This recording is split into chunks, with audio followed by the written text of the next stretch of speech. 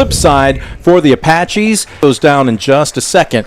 But my question for you then is this. What wins out here this evening, the irresistible force or the immovable object? Well, that's the question of the night, but you're right. We have two contrasting styles, with William Zedike at the reins for the Apaches. They're going to air it out. They're going to take a lot of vertical shots. They're going to go upstairs early and often, and can Ayersville slow down that aerial attack? And then on the flip side, Ayersville needs to find a way to get 3 or 4 yards in a cloud of dust, grind up the clock, sustain some drives, try to keep that lethal Fairview offense off the field that comes in second in points scored in the GMC. Well, and I had a chance to stop out at an Ayersville practice earlier this week, and that was one of the things that Coach Mickey and his staff were talking about. You've got to trust that daylight is going to be there, whether you're Ryan Johnson or Torrin Knieven. Now, I know you weren't on the headset a couple weeks ago when Ayersville hosted Patrick Henry. Patrick Henry had grown men in high school pads. As a matter of fact, they didn't have a single. They only had one.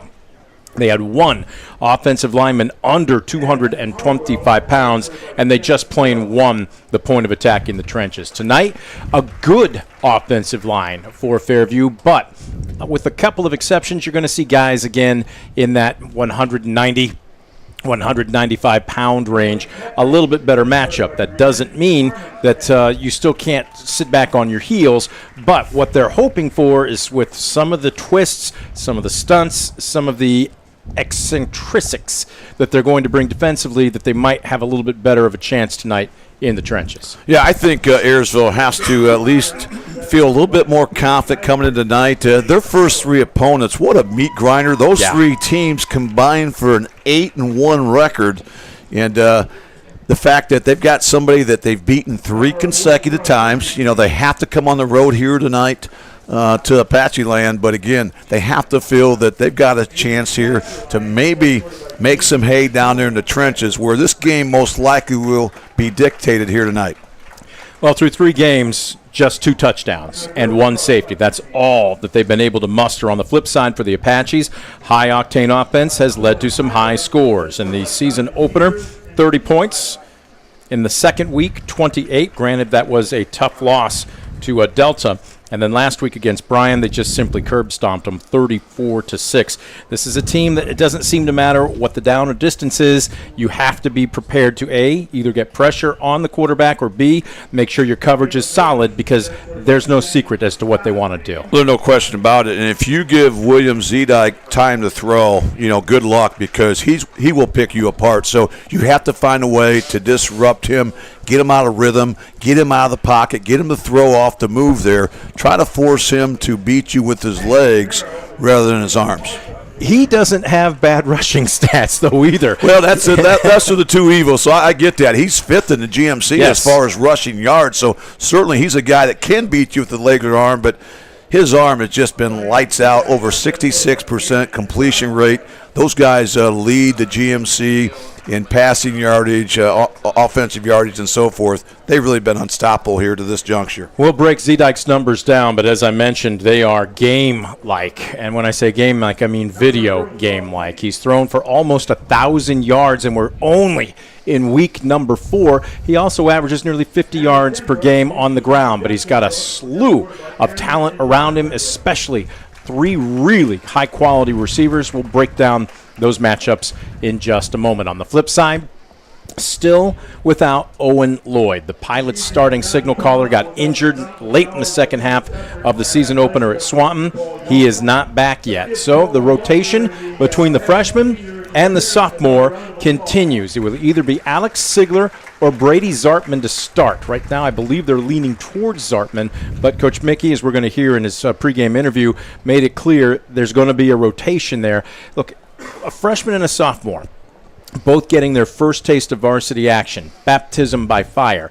They have tried to simplify the playbook, not just for the quarterbacks, but for the offensive line as well. I went up to Coach Zartman. I said, have you thought about just down blocking? He goes, we can't get any simpler as far as our offensive strategy is concerned. He said, right now, we aren't kidding when we say just move somebody. Just move a guy off of his base, and either Torrin Knieven or Ryan Johnson will make the decision if there's enough daylight that they want to go ahead and hit the hole. Well, we all know what graduation did to the Pilots from a year ago. They had so many all-leaguers that hit the graduation ranks and moved on, but it's tough when you come into week 4 and you're still trying to find the right buttons to push, especially at the quarterback position, and then combine that with the fact that you mentioned, Brent, you've got a freshman and a sophomore really kind of getting thrown in the fire, and their schedule this juncture has not helped one bit. We're going to take a quick time out. As I mentioned, I had a chance to stop out at an Ayersville practice earlier this week. First up is going to be the head coach. Coach Mickey is going to join us. Our player profile, he was on the sidelines last week. Now, I had a tablet with him. He was basically, in effect, an extra coach. But back after a mild injury will be the senior wideout, Ryne Maag. So, again, we're going to get things started.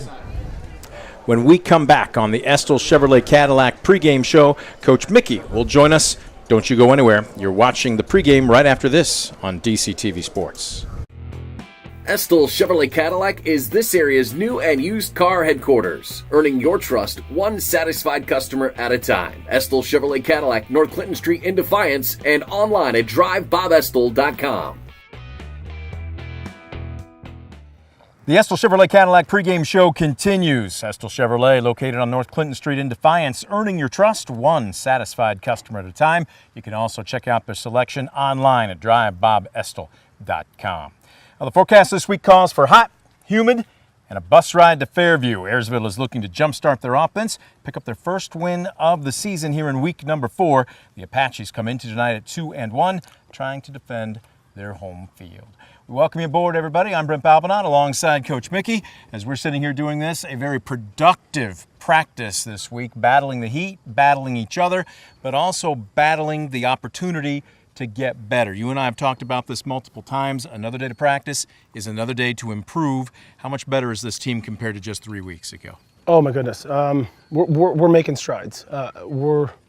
And it's not just in one place. The guys are in the weight room working hard during the season, so it's a big step for us as a program. It's something that logistically has been difficult for me in years past, but we've got a lifting program that they're buying into a little bit now, so that's helpful. Out here in the field, we're playing a lot of young guys, and with that comes growing pains, and we've seen those with a very tough non-league schedule. 0-3, as you said, and we're looking to keep improving every day, not just every week, but every single day, like you said, is an opportunity for us to get better. Well, when we take a look at it, key injuries to some very key personnel have meant for some young and inexperienced guys to have to step up, next man in, so to speak. Yep. Now, with that said, you do get some of that MASH unit back tonight. Break down what the roster is going to look like this evening.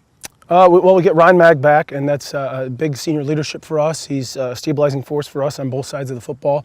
He plays outside receiver at the X position on offense, and on defense, he's one of our starting corners.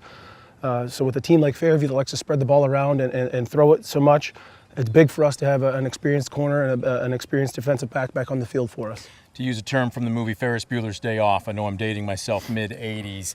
Owen, it's a good movie. What's his status? I know you've been rubbing him with a wet diaper, much like Cameron's dad did with his Ferrari, but is he getting closer to getting back on the field? Well, right now, his MRI gets read tomorrow, so we'll see. It's touch and go right now. We're not sure, but it's we'll know more tomorrow. I don't know how long away that is, but hopefully it's soon, because he's our other starting corner at the beginning of the season. So, being without those guys the last couple of weeks has been, it's been a challenge, but nobody's going to feel sorry for us, and nobody cares about our excuses, so we're not going to make any. We're going to try to get better. With those key guys out, it has made sustaining drives a little difficult. As a matter of fact, just 2 touchdowns in the first 3 games. I talked with Coach Zartman. He said, it looks like you're trying to simplify the blocking schemes up front. What's without giving away the playbook, what do you want the guys to be able to do to be able to build on top of that foundation? It's funny. A couple weeks ago, we were having this conversation right over there, and I talked about simplifying and reducing and trying to make it about what the guys can do. And I think for us, it's about not necessarily being able to run everything and run it okay, but let's have a package of plays. Maybe it's 5 plays, maybe it's 6 plays, but let's run those really, really well and be able to execute that against any front. If we can do that and have success, then we can build from there and have confidence. Let's go ahead and break down tonight's opponent, Fairview. Look, a solid running back in Garza. He's averaging almost 6 yards per carry, but they've got an aerial attack. Much like Don Coryell and the Chargers of the late 70s, early 80s, they go to the air. Zedek has completed 67% of his passes. He's averaging over 300 yards per game, 10 touchdowns against just 1 interception. How do you make him uncomfortable tonight? Well, we've got to be multiple. The biggest thing against Coach Rakes and how he operates offense, I know Doug very well. We've coached together for 12 years, great friends with Doug. I have the utmost respect for him, and I know that if we sit in one defense too long, Zedek, Mead, Olinger, the whole crew, they're going to run roughshod. We've got to give them multiple looks and be varied with it so they don't know what we're in from play to play, and that's where our pressure can come from. Sometimes we are sending pressure. Sometimes we're going to show pressure and it's not coming, so that maybe he's seeing ghosts, he gets happy feet, and maybe he'll throw one of those picks to us. There we go. The game plan has just been let out of the bag. Take an interception. Might as well take it to the house and make it a pick six. There we go. Right? That's the game plan. Get interceptions. Here we go. Step 1, get interceptions. In all seriousness, what do you want to see from your team tonight? Continued response to adversity. Last week we had a couple responses. We got up, and in the second half I challenged our young men to win the second half, and we were able to tie the second half. We were 7-7 with a tremendous opponent in Bluffton. Obviously the first half did not go the way we wanted it to, but we responded in the second half to the challenge I gave them, and we got a score. We were able to work some stops. Now granted it was against our younger guys, but I'll take it. It's a response, and more of that tonight, because much like a couple weeks ago, we know the opponent coming in. Fairview is going to make some plays at their place. They're a good offensive team. They're going to hit some stuff. How do we respond? What are we going to do about it? And that's what I'm looking for, how we respond to adversity. Play the next play. Nothing left to do but tee this one off. Coach Mickey, we appreciate you joining us. Thank Good you, luck to you again tonight. Appreciate you, brother. We're going to take a quick time out. When we come back, our player profile. It will be the aforementioned Ryne Maag. He's back in uniform tonight. The Ayersville Chevrolet Cadillac pregame show continues right after this on DCTV Sports. Ayersville Chevrolet Cadillac is this area's new and used car headquarters, earning your trust one satisfied customer at a time. Ayersville Chevrolet Cadillac, North Clinton Street in Defiance, and online at drivebobestel.com. Welcome back. The Ayersville Chevrolet Cadillac pregame show continues with our player profile, as tonight the pilots make the short bus ride to Fairview, looking to pick up their first win of the season. Our player profile. Now, you are listed at 5'9" and $165. Senior Ryne Maag, is the roster accurate? It's pretty close. I'm probably 5'8" and a half. Now, see, nobody would ever have known if you would have just said, yeah, 5'9's perfect. So we'll say 5'9 just for posterity's sake. How's that sound? You were out last week. As a matter of fact, dinged up late in that second half against Patrick Henry. Had to watch, but he's back in pads here this evening. Let's talk a little bit about what the last 2 weeks have been like. Number one, how tough was it to have to stand on the sidelines and watch last week? It was tough, but I did all I could to help. I had an iPad watching plays. Braylon Young was the corner for me, helping him out a lot. So kind of like a second or extra coach on the sidelines. Coaches didn't let me wear a headset, though. I was trying to get that. Maybe in another few years. How's that sound? Hopefully. In all seriousness, though, what was your rehab like? Because you're back after just 1 week, so it must have been pretty quick. A lot of stretching, ice, and heating. The heating really helped. So. Now, you played football last season. Coming into this season as a senior, what did the coaching staff tell you they wanted your role to be? Be a lot faster, be a leader.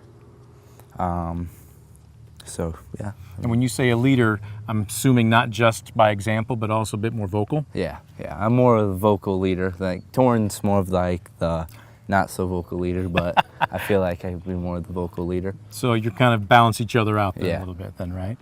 Walk us through the expectations. I know that the season hasn't started the way you want, but the next game on the schedule is the most important. This is a winnable game tonight. What's the team's attitude going into this one? We're better up front. I think that's what we're going in at, running the ball, at least 300 yards rushing. Next play, be ready for the next play. They're going to hit plays. Just be ready for the next play. You talk about rushing and putting up some pretty big numbers for your expectations. You're a receiver. Matter of fact, you lead the team in yards this season. Have you had to lobby coach at all to maybe get a hot route or just lock in a little bit? No, I just block as hard as I can, and when I get the call, In all seriousness, Owen's out right now. So a couple of underclassmen, whether it be a freshman or a sophomore, can you just talk about having to develop chemistry with a couple of newbies that are getting their first taste of varsity ball? They make a bad throw, pick them up, you know. No reason to get down on them. They're a freshman and a sophomore, so. You developing a chemistry with them? Do they know where you like the ball? Are they able to put it a little bit closer? Just throw it. Throw it up. Throw it up. Now, we were always coached. I was a slow possession receiver. We were always told if you can get your hands on it, there's no excuse. You got to catch it. Is that yours as well? Oh, yeah. I get mad if I get my hands on it and I drop it. So. Now, you are a multi-sport athlete. What other sports besides football for you? Just baseball. Just baseball. Okay, good thing Dad didn't hear just baseball. But you're going to stay healthy this year. You had some injuries last year as well. I hope. I really hope I stay. So what do you do in the off season, in the winter? Anything as far as strength or conditioning is concerned? Work out in the weight room. Okay. I think it was at least 5 days a week this year, either with the football team or with my dad. So. Now the term is student athlete. You got to crack a book to stay in the uniform. What's your GPA? 3.7. Okay. Do you have a favorite subject? Now, he made me promise I wouldn't ask him what his favorite sport was. He didn't realize I was going to ask him what his favorite subject is. Probably my ag class, so like my FFA class. Okay. That leads me to my next question. I was going to say, are you involved in any other groups or activities? It sounds like FFA. Yeah, how'd you get involved in that? I like to farm. So, I mean, just like woodworking projects, anything like that, So. Now, we're not going to graduate you too soon, but next spring, you're going to be styling in the cap and gown. You're going to be strutting across the stage, diploma in hand.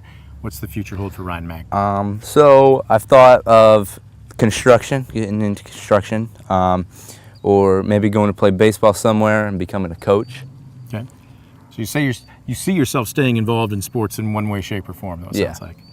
Well, we're not going to graduate him just yet. You still have your senior year here. Like we were talking about, most important game tonight against Fairview. Of course. Good luck to you, not just this evening, but the rest of the way. Thank you. Ryne Maag, our player profile. Don't go anywhere. We're back with more right after this. It's the Ayersville Chevrolet Cadillac pregame show, and you're watching DCTV Sports. Ayersville Chevrolet Cadillac is this area's new and used car headquarters, earning your trust one satisfied customer at a time. Ayersville Chevrolet Cadillac, North Clinton Street in Defiance, and online at drivebobayersville.com.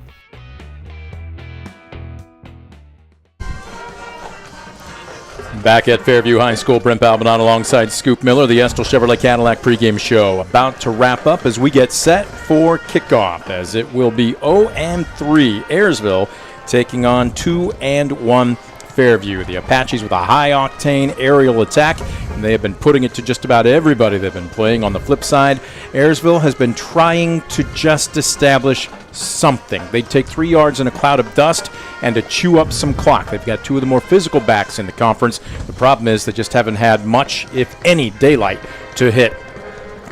As we are looking at the colors, you see right there, marching towards the 30-yard line. We are getting ready for the national anthem, which is brought to you by the Defiance County Veterans Office.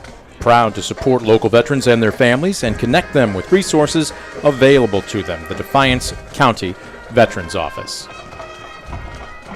We'll get to the starting lineups from Baker Schindler Company and the keys to the game from Northwest State Community College in just a moment.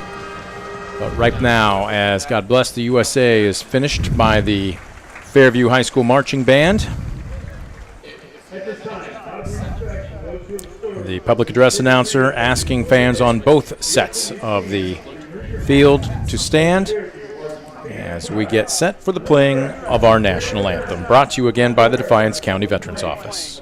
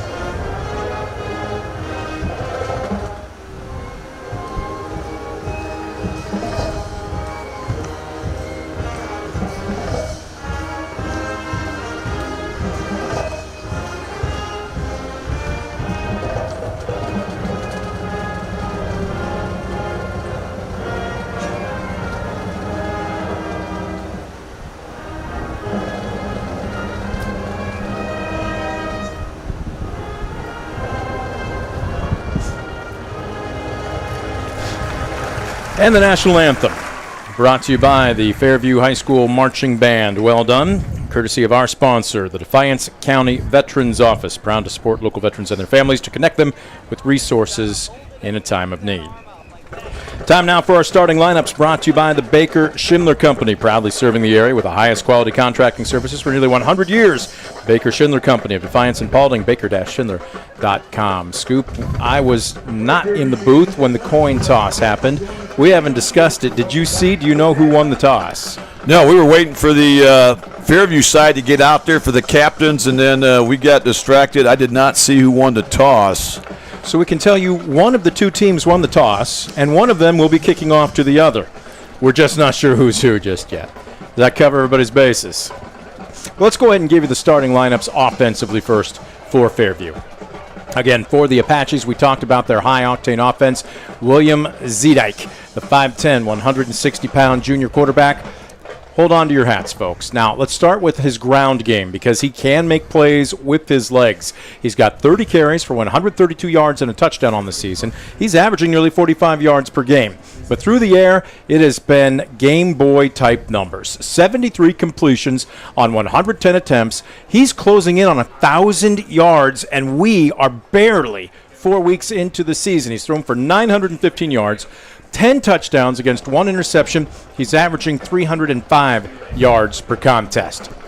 In the backfield, it will be Gavin Garza, 5'9", 165-pound sophomore.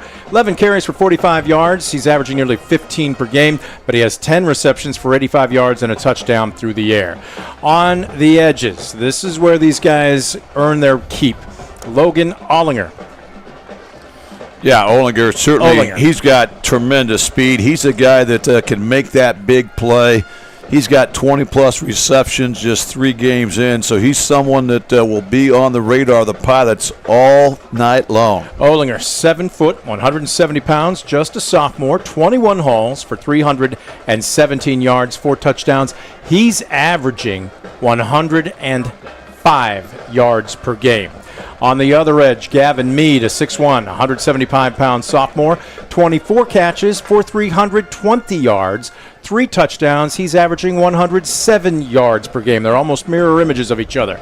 Jesse Coleman will be in a slot, a 5'11", 150-pound senior, 5 calls for 87 yards. And on the other edge, it will be Brody Williams, a 6', 170-pound sophomore, 8 receptions for 58 yards, a touchdown. He's averaging nearly 20 yards per contest. In the trenches, I love this name. If this isn't a football player's name, I don't know what is. At left tackle, number 64, a 6'1", 220-pound senior, Cash King.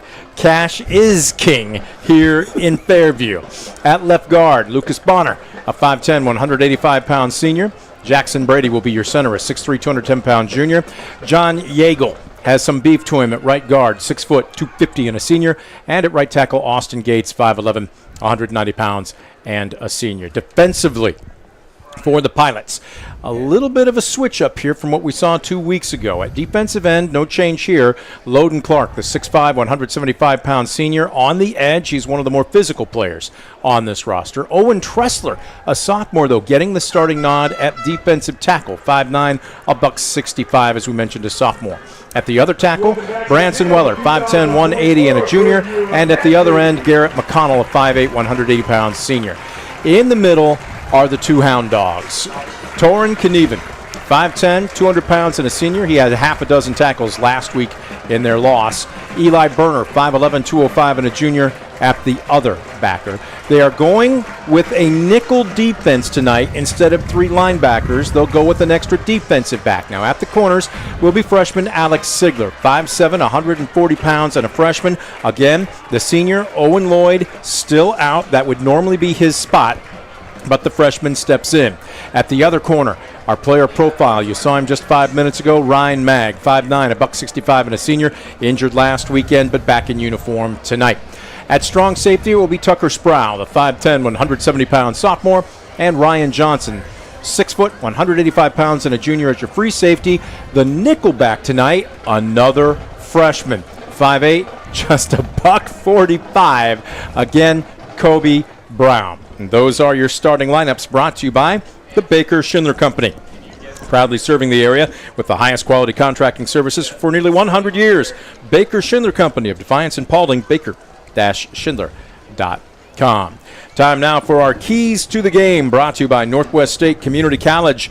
Your key to great career opportunities begins with a great education at Northwest State. Visit northweststate.edu or give them a call, 419-267-1320 today. Scoop, you have the microphone.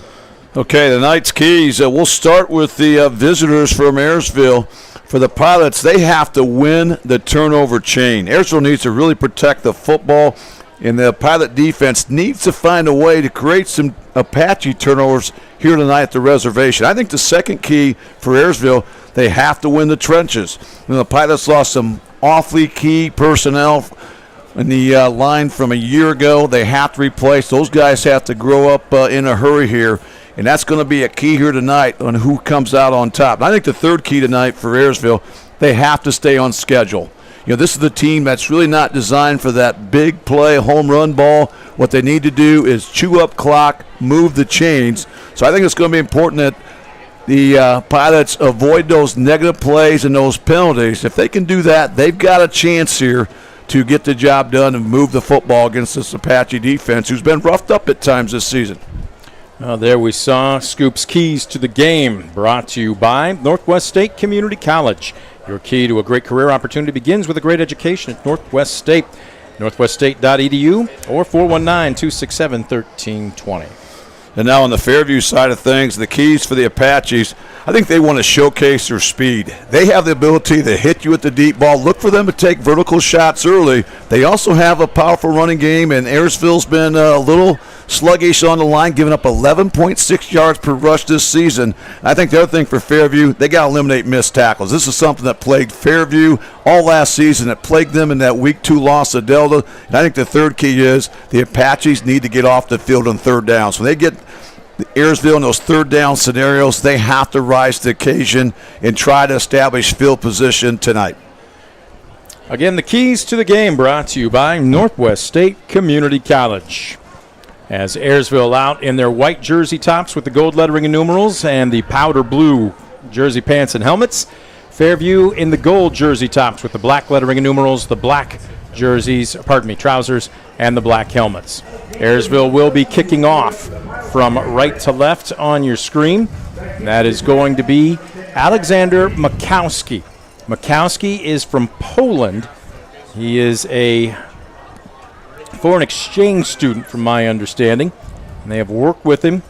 Obviously, football means something different in Europe than it does in the U.S. Standing deep for the Apaches will be Gavin Mead, Logan Olinger, and also number 10, check that, number 11, is Jonathan Huffman. Now, Mikowski's got a good leg, averaging 55 yards per kickoff. This one he's going to kind of kick to the flats short. here. Olinger's got it, trying to get behind his wedge, trying to turn the near corner. He's got a little bit of room as he tap dances out past the 30. Good field position, though, for the Apaches to open up the ball game. 1st and 10 at about their own 32-yard line. Well, here we get our first look at this Apache offense. It comes in leading the GMC as far as passing yards. They also are 4th in rushing yards. And they've had the ability to put up points. Last year the Apaches were able to score over 25 points a game. This year, early on, 30-plus points per contest. Well, make no mistake, though, Scoop, they throw to set up the run, not vice versa, right? No question about it.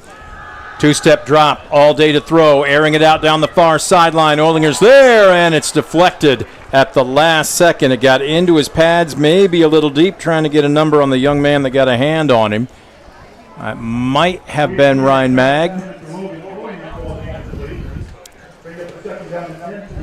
So an incomplete pass, but how about that? Going not quite for the home run ball, but deep on the very first play for the game. Yeah, that's certainly a deep shot. That ball was probably 30-plus yards in the air, and that was right on the numbers there. But credit Maag, he came in last second there, swatted it away. 2nd and 10, bringing pressure off the edge. This dumped into the flat, caught, and then dropped. Jesse Kuhlman had it, tried to turn upfield before he'd secured it, and back-to-back incompletions brings up 3rd down and 10. Well, right now, that nickel defense kind of paying off as they're really doing a nice job of flying to the football. You know, they knocked the first pass down. They heard footsteps on that one. And right now, Fairview looking at 3rd and 10. Huge opportunity for this Pilot defense. Just 2 down linemen rushing, and this is going to be a design draw. And look out across the 40, the 45. He's got more than enough, and across midfield, Zedike picks up nearly 18 yards to move the chains. Great job there by William Zedike. That's what makes him such a special athlete here in Fairview, the fact that he's such an intelligent guy. We've already seen his arm, what he can do. He comes in 5th in rushing the GMC, gets a big first down there. They're not going anytime slow here. Let's give him 20 because that ball actually went across midfield at about the 47 as Kuhlman makes the catch on the first completion of the evening. That's good for 8. And now all of a sudden, it looks like this Apache offense is starting to pick up a little bit of steam. Yeah, trying to go in tempo right here. And that time the tackle made by Garrett McConnell, the sophomore for the Pilots, but not before 6 big yards on first down. Handoff, hurdling a man left side, cutting back against the grain. Look out, Olinger down just outside the far hash, and he'll be brought down just shy of the 30 at the 31, but that'll be a hefty gain of 8. Great run by Olinger, something he certainly can do. We talked about his reception, but he's another guy that runs hard, is able to get to the hole. Big reason why he leads the GMC in scoring this season with 6 touchdowns through 3 games. So 1st and 10 from the 30. This will be the 5th play of the drive. Handoff right side, huge hole, trucking a man and powering his way inside the 25 down to about the 21-yard line. Great run by Gavin Garza, the sophomore. And again, you have to give this Apache offensive line a lot of credit. That time, that was a huge hole right there. I think you could have got maybe a car through that hole. And that time he's able to get 9 big yards on first down. Going to set up a 2nd and 1. Ball resting just outside the red zone at the 21-yard line. Twins near and far side. Zedike will roll out. He's got all day to throw. He's going to fire off his back foot. Fingertip catch. Did he come down with it inside the end zone? No, they're going to say incomplete pass. Boy, that was almost a tremendous catch by Logan Olinger. Oh, that was a tremendous grab there by Olinger, and he was really making a conscious effort to get those feet in bounds. And perhaps his toe just kind of hit the sideline. Well, that's a break there for the Pilots. Still going to bring up a 3rd down and short here. We'll call it a long one. Zedike throwing across his body. He was rolling out to his left and still had enough on it to get 20 yards downfield, almost in the breadbasket. But as it stands, it's 3rd and 1. Handoff will go to Garza. He's hit in the backfield. They sent Knieven on a blitz, and I don't think he got it. They're going to say no gain on the play. Great read by Knieven that time. He just kind of sold out, came on the blitzer from his backer position, and just sort of made a dive there, was able to make good contact, no yak yards to be had. So once again, held for no gain, 4th and 1 come up for the Apaches. Huge snap of the football, and hard to believe I'm saying this on the first offensive series, but this is a big one, more so for Ayersville than it is Fairview. And we've got dual backs. As a matter of fact, this is a wildcat formation, and Knieven comes flying through. Again, an open hole, nails Olinger, and they stop him on 4th down. Great job by that Pilot defense. They bent, but they didn't break, and you have to love how they sold out once again. They sent the everyone in the kitchen sink on that, and a big-time stop as Olinger gets stuffed trying to run the wildcat. And that's going to be a loss of a yard, but more importantly, the Pilots hold. They take possession of the football, and they'll start out at their own 23-yard line. Well, we'll see what the offense can get done. Again, rotating freshmen and sophomores at quarterback.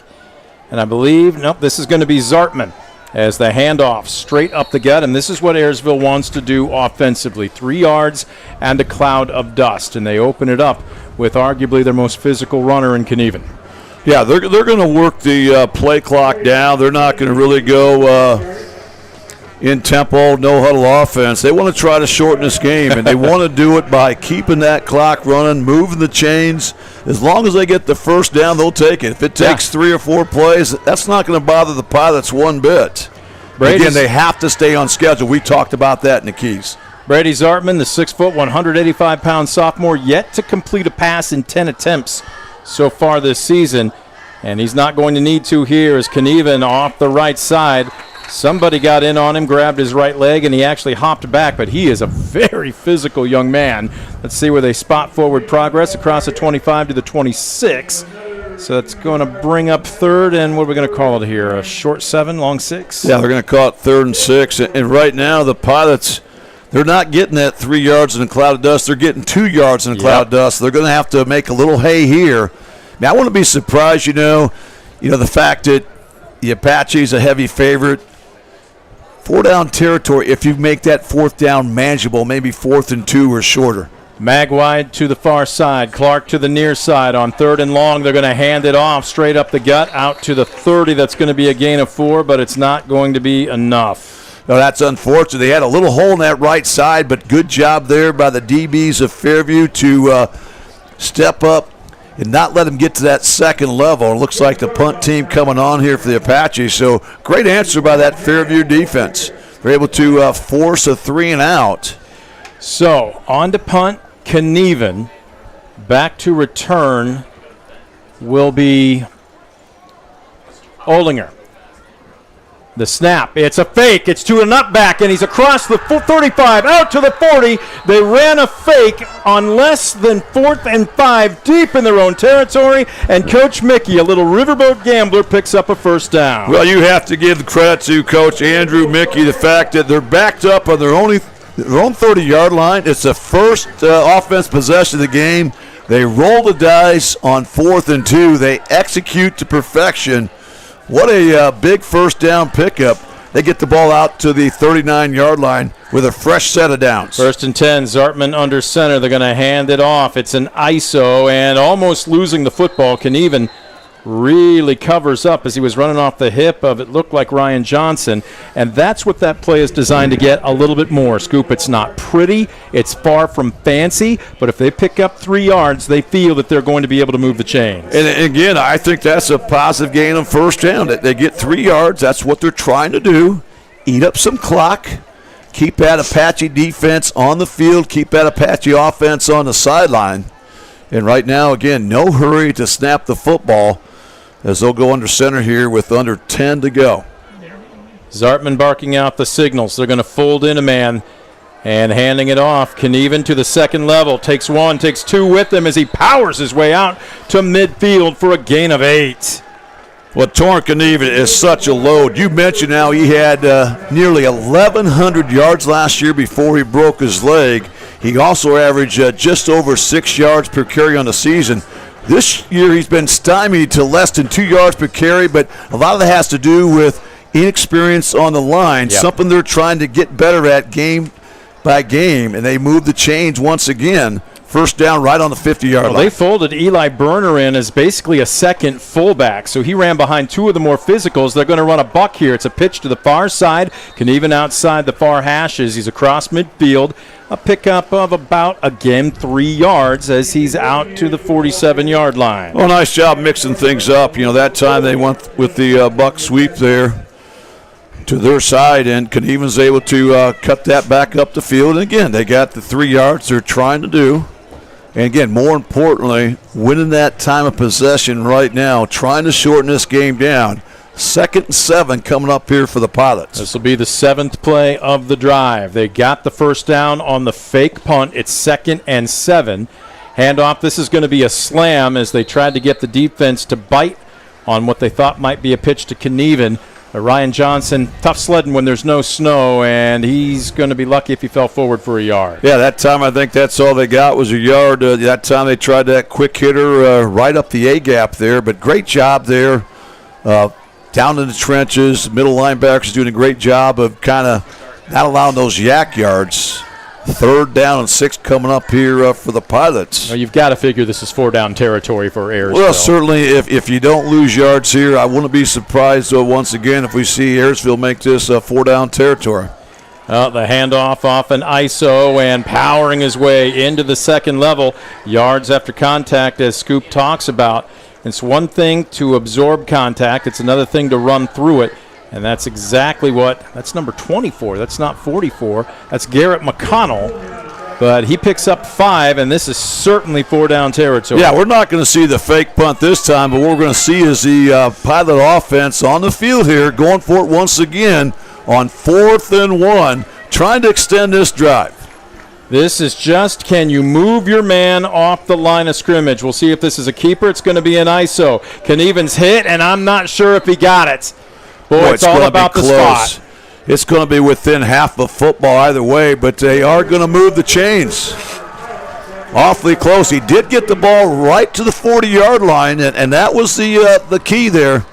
Get it to that stripe. And, again, that's really how they're trying to draw it up. Yep. Took 4 plays to get 10 yards, and I don't think they got 10.5 yards either, but they do move the chains. And, again, I have to really commend what Coach Mickey's done here tonight. They're following the game plan to a T right now. 1st and 10 from the 40.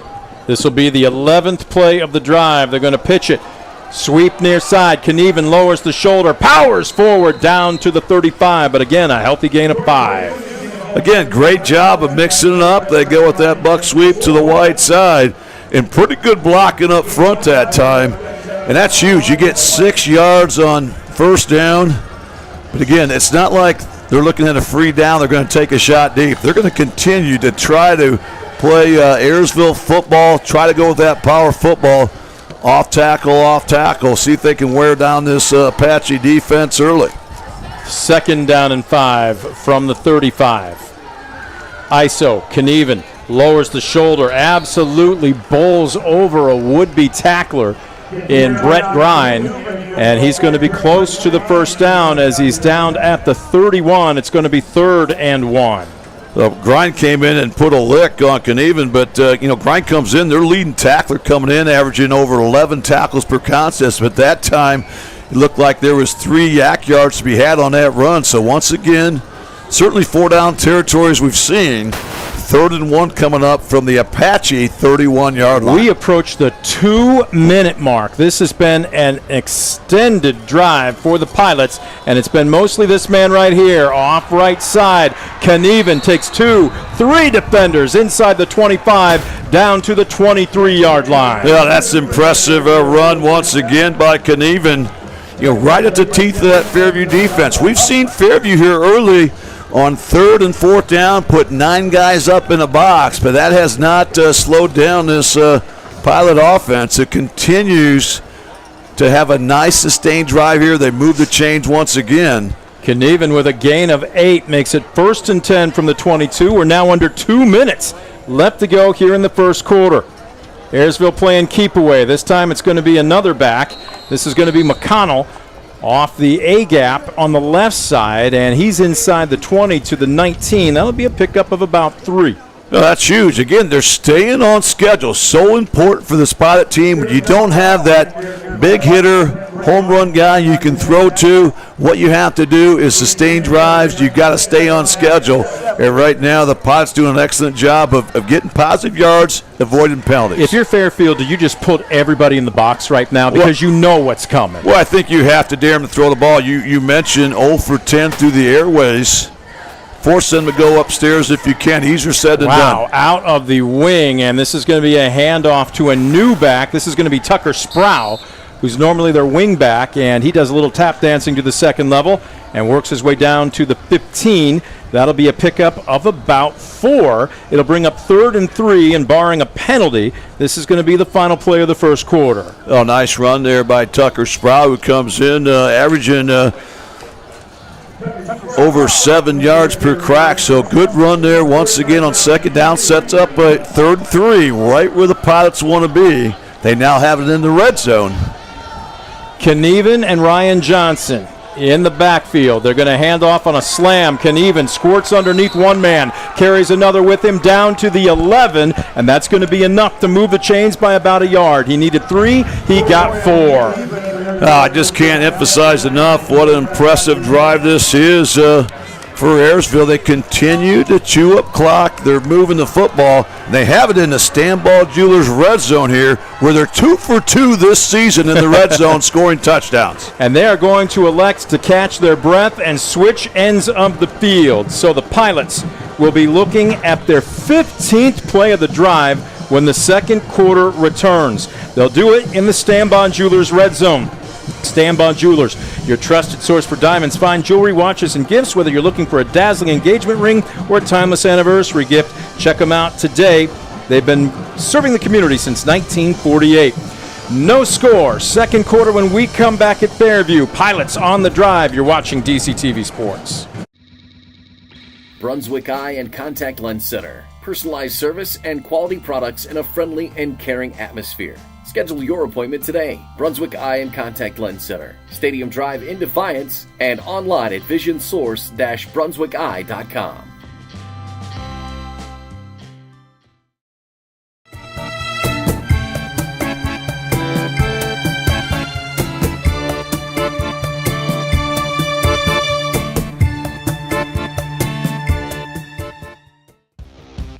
Visit Mark Moats Ford and check out some of the best new Ford models. Mark Moats Ford has been serving the Defiance community since 1916. Visit them today, County Road 424 in Defiance, and online at markmoatsford.com.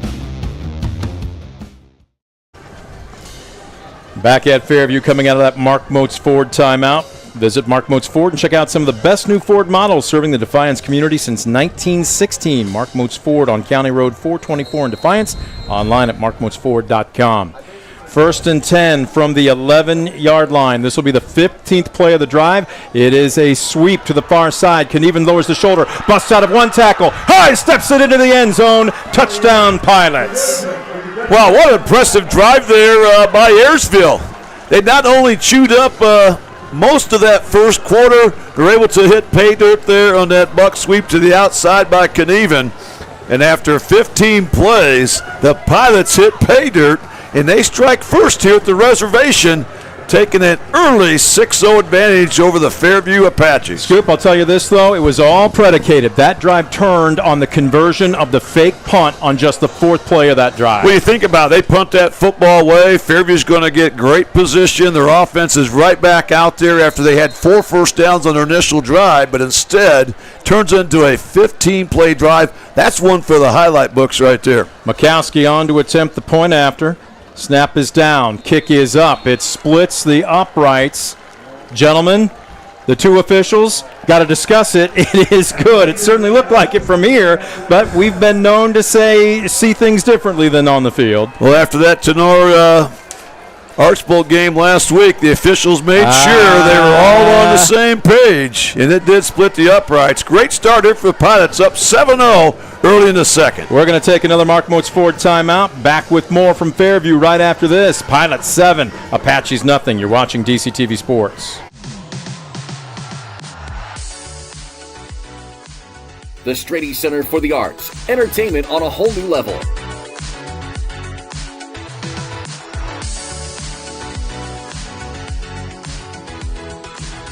The Strady Center for the Arts presents a full lineup of culture and entertainment right here in our community. Check out the full lineup and purchase your tickets today at defiancearts.org. One play into the second quarter, capped off a 15-play, 78-yard drive by Ayersville. The point after by Mikowski, following an 11-yard touchdown run by Torrin Knieven. And Ayersville has punched Fairview strictly in the mouth. We'll see how the Apaches respond with their just second offensive series of this ball game. Well, you have to love, they have the mentality. They're coming here to win. They're not coming here to get style points. They're coming here to win. Mikowski with a deep kick coming up and playing this one a little bit shallower is Mead, trying to get behind his blockers. And I'm not sure if you can call it a strong return. It's almost like he skipped out past the 30, just trying to read his blocking. Again, when you have short kickoffs like that, it does throw timing off a little bit, but the Apaches will have very good field position for their second offensive series. Well, you're right. It looked like he was waiting for the wall or something to set up, and it just wasn't happening, so he kind of nonchalant went upfield, and a good coverage there by the Pilots. And Fairview will look at a long field here, starting out at their own 32-yard line. Down a score here early in this second period. Well, this is exactly where they started their first offensive drive, as dropping back. Zedike overthrows his intended man, and kind of a late range over. I'm not sure if he really got a chance to read much of it. Kobe Brown, the young freshman nickelback, he gave it a good effort, but it almost looked like that play was what my grandfather used to call molasses in January. Just kind of slowly went to his knees after it. With that nickel defense, the Pots have a lot of people in position. So we'll see if maybe Fairview tries to take maybe shorter routes here. Zedike getting pressured. He loses the ball. Is it a fumble or an incomplete pass? We have a flag Should down be in a the fumble. backfield, and let's see what the spot is going to be. I'm seeing one official show 3 fingers as if his arm was moving forward, and it's incomplete. No, 3 fingers is third down, so that's going to go down as a fumble, but they recovered it. Real fortunate to get that back. But again, credit that Pilot defense. They forced the sack, and now a 3rd and long, and what you'd have to think is only 3 down territory here for the Apaches. Yeah, instead of incomplete, I meant maintain possession with the 3 fingers up. Zedike, empty backfield. They're bringing a delayed blitz. He steps up. He's going to fire. He's got a man wide open downfield. Caught! Complete at the 40, inside the 35, and down at about the 30-yard line. That is number 22, Brody Williams. Well, that time Brody Williams got behind the secondary of the Pilots. But again, credit the Fairview offensive line. William Zedike, he had all the time in the world. He was able to look at all the receivers, spotted Williams all alone deep. Going to air out a wobbler down the near side, but he's got another man wide open. Mead makes one man miss, diving for the goal line. He's going to be just shy. Well, this is that Apache offense that has so much respect across the league. They have those big playmakers, and of course, when you've got a guy like Zedike back there directing the offense, just 2 big plays, and all of a sudden they're knocking on the doors. They get into the Stanball Jewelers red zone once again, looking to score in 1st and goal. 37 and 30 completed respectively. Garza trying to get to the edge, and he does untouched for a 1-yard touchdown. Well, all it took was 4 plays, barely a minute, and we're 1 conversion away from a tie ball game. Well, that's the difference between these 2 teams. You know, Fairview has that prolific offense. They can hit you early and often. We talked about in the pregame and the keys how they need to take vertical shots. Well, they did that right there. They took 3 on that drive alone, converted 2 of them, and right now just a PAT away from tying things up. On to attempt the extra point. That is Landrick Vandermeed. And he is a perfect 9 for 9 on the season. And just like that, we are tied at 7 all. 4 plays. Drive went 68 yards, highlighted by a 37-yard pass completion, Zedike to Williams, and then a 30-yard completion on the very next snap to Mead, a 1-yard punch-in by Garza, and just like that, it's 7 all. We're going to take a Mark Moats Ford timeout. When we come back, more from Fairview. You're watching DCTV Sports. Visit Mark Moats Ford and check out some of the best new Ford models. Mark Moats Ford has been serving the Defiance community since 1916. Visit them today, County Road 424 in Defiance, and online at markmoatsford.com.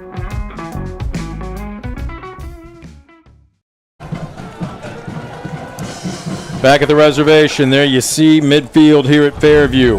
After a 15-play drive that chewed up most of the first quarter and a Premier Bank touchdown from 11 yards out by Torin Knieven, all it took Fairview was 4 plays, highlighted by a 37 and a 30-yard completion from William Zedike. 1 to Brody Williams, 1 to Gavin Mead, and then a 1-yard plunge around the end by Gavin Garza for the second Premier Bank touchdown of the night. And just like that, we are tied at 7 all. Brent Balbanon alongside Scoop Miller as Landrick Vandermeed about to put a foot into it. He is a big young man. He's a lineman, 6'4", 220. Also doubles as a kicker, and this is a beauty.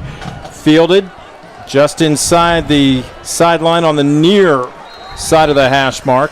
Return, I believe, is number 25. Is that Kobe Brown? Is that a freshman? Nope, it's number 26. Excuse me.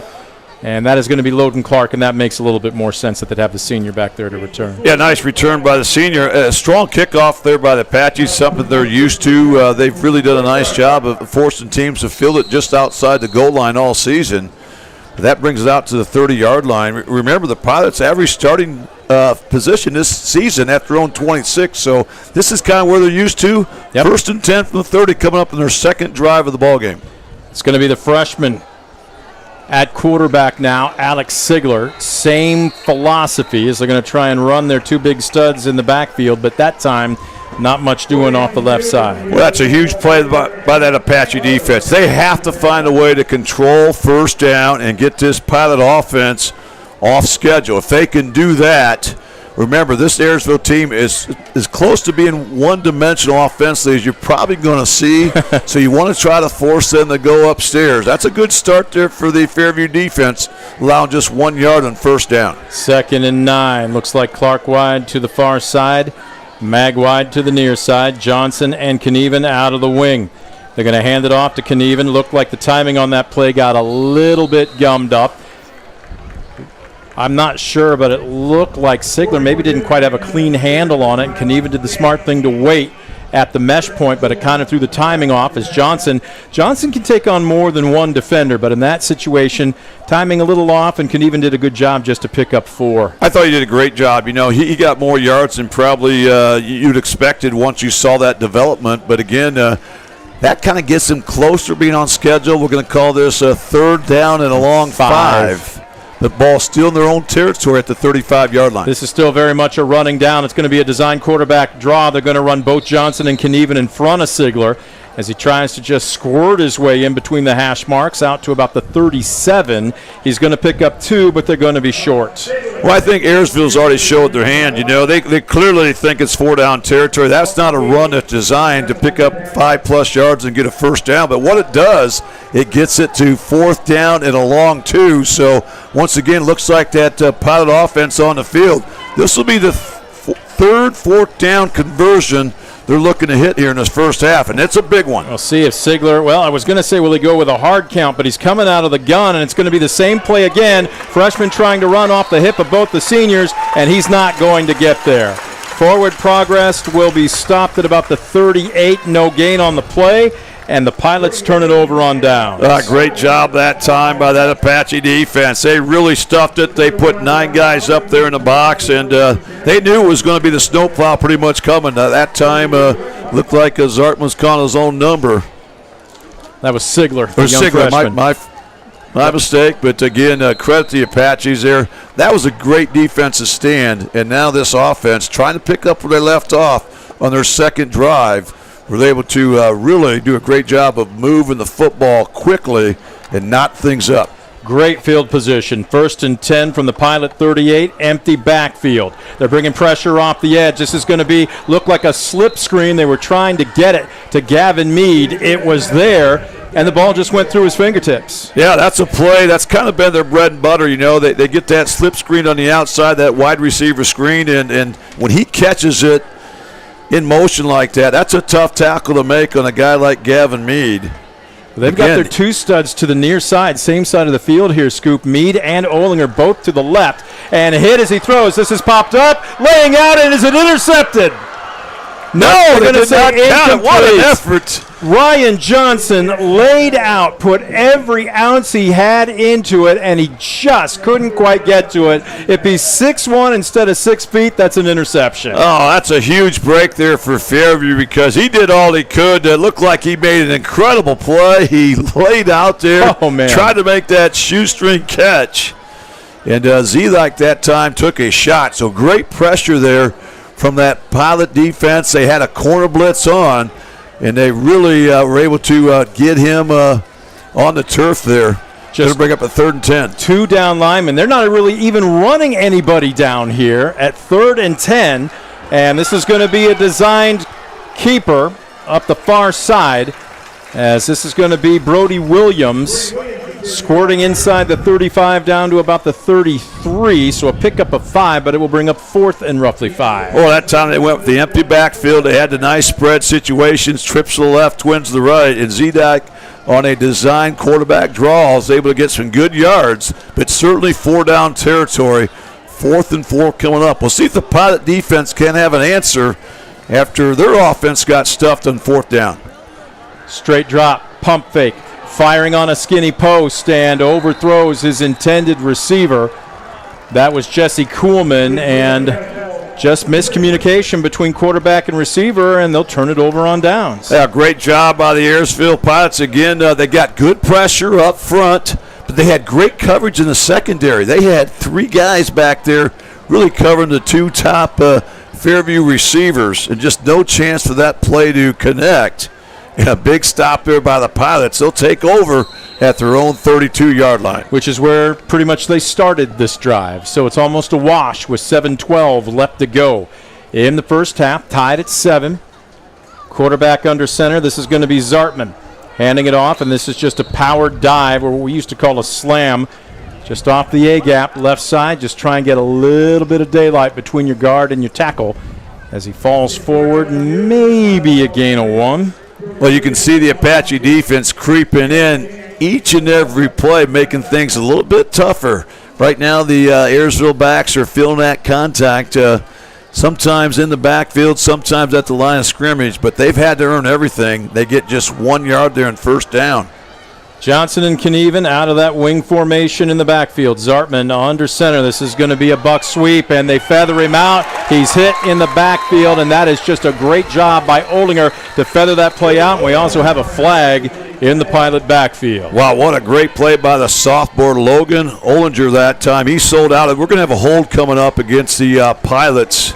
Because that time they were just trying to buy a hole, but I think with the negative play, they're going to decline. It's a no-brainer. You decline that, you're going to bring up a 3rd down and long here. He lost about 4 on that play. So call it 3rd and 13. So really the first time all night that the Pots have really been thrown off schedule. They don't have a real thick playbook when it comes to 3rd and 13. We'll see what Coach Mickey has up his sleeve here. I think what you're doing here is just trying to buy about 5 yards and give Knieven a chance to get more air for the punt. As this one's aired out down the far side, that normally is what you might see at the 15 or 20-yard line, called a timing pattern to the corner of the end zone.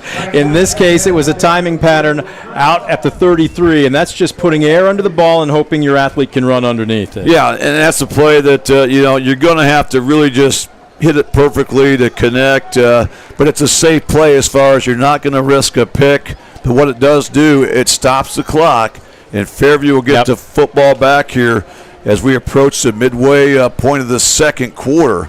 Knieven will punt. Olinger standing at his own 40. Knieven is punting into a little bit of a breeze here. It's somewhat stiff. Punt return is on, and he gets away a monster. Olinger backing up, fingertips all the way inside his own 30, trying to get to the near corner, and a shoestring tackle made as he trips across the 35. Is that Maag that got down there and caught a shoestring on him? Well, that's a Ryne big-time Maag. special teams play by Ryne Maag that time, because Olinger's a guy that can hurt you big. He's with top punt returner in the GMC, and I thought they might have outkicked their coverage that time. That makes it awfully tough. But what a job there, solo tackle there, kind of out in space. And Fairview will look at a long field starting at their own 38-yard line.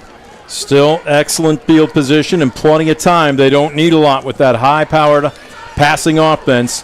6:04 left to go in the first half. Tied 7-7. But now Zedek and company with a little bit of breathing room. Two-step drop, fires. Meads got it across the 40 and wrestled out of bounds at about the 43-yard line.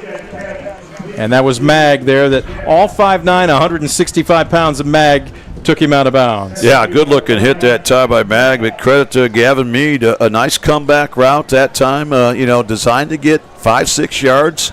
That's exactly what they got. And now the Apaches no-huddle offense. 2nd and 4. Going to be a keeper. Zedek, look out down the near sideline, and you could probably call that a touchdown-saving tackle by number 25. Yeah, that's Kobe Brown. Brown. That time, the freshman. He's that extra nickelback coming in, and that time from his safety position, that was a touchdown-saving tackle. We all know Zedike's got the wheels to take that to the house.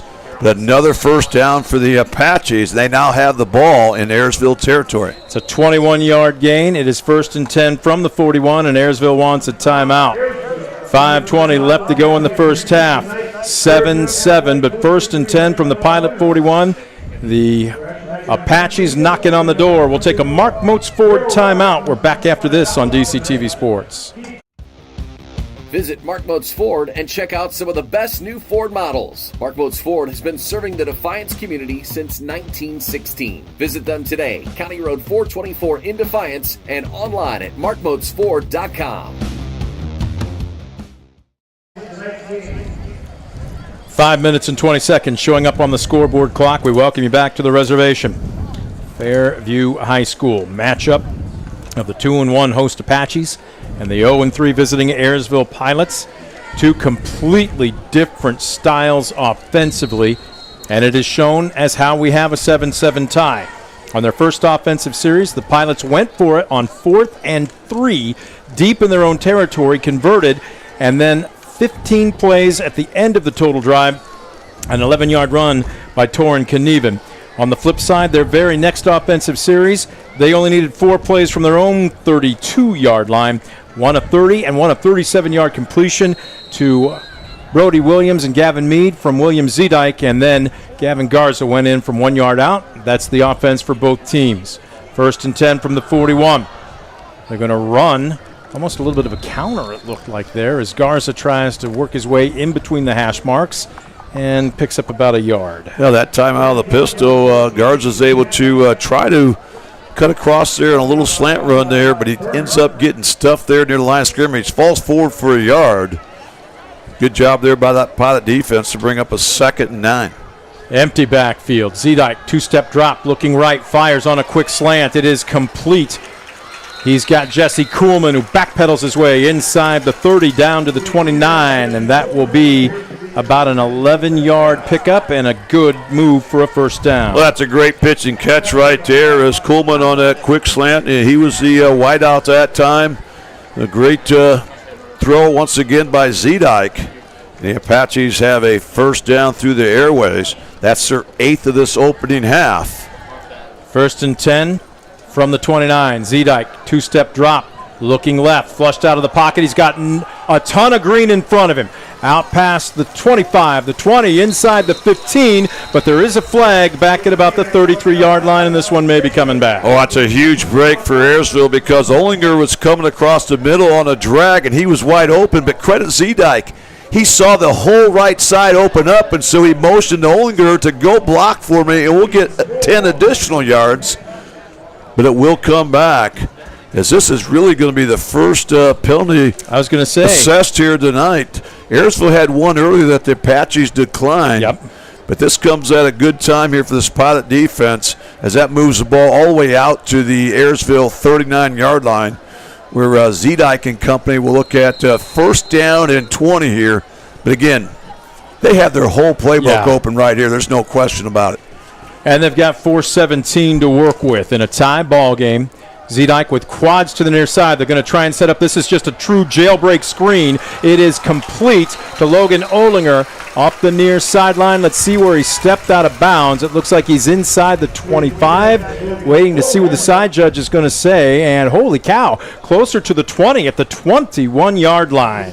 Another first down through the airways, and again, a very safe play, well executed once again. They're able to get that quick out to the flats there. Great blocking, and they're just outside the red zone right now with a fresh set of downs. I'm sorry, it's going to be 2nd and 1, a little bit short. He didn't quite get it. 2-step drop, pump fake. Zedike's going to fire. He's got a man who made the man bite on the move. It is complete to Olinger. Touchdown, Apaches. Yeah, for Olinger, that's his 7th touchdown of the season, his 5th through the airways, and you're right, that was kind of a stop and go that time. The secondary of the Pilots bit on that fake, and that's all they needed as Zedike had plenty of time. He drops a dime once again, and the Apaches, after falling behind early, have now scored on consecutive TDs to get up 13-7. Trying to tack on one more here with the PAT by Landrick Vandermeed, who's 9 for 9 on the season to this juncture. Well, he's a big young man. Uh-oh, did he push that one wide? It's close. He snuck it in just inside the right upright. And at the 4:02 mark, first lead of the evening for Fairview, up 14-7. We'll take a Mark Moats Ford timeout. Mark Moats Ford, serving the Defiance community since 1916. Check out their lot on County Road 424 in Defiance or online at markmoatsford.com. Apaches 14, Pilots 7. Back after this on DCTV Sports.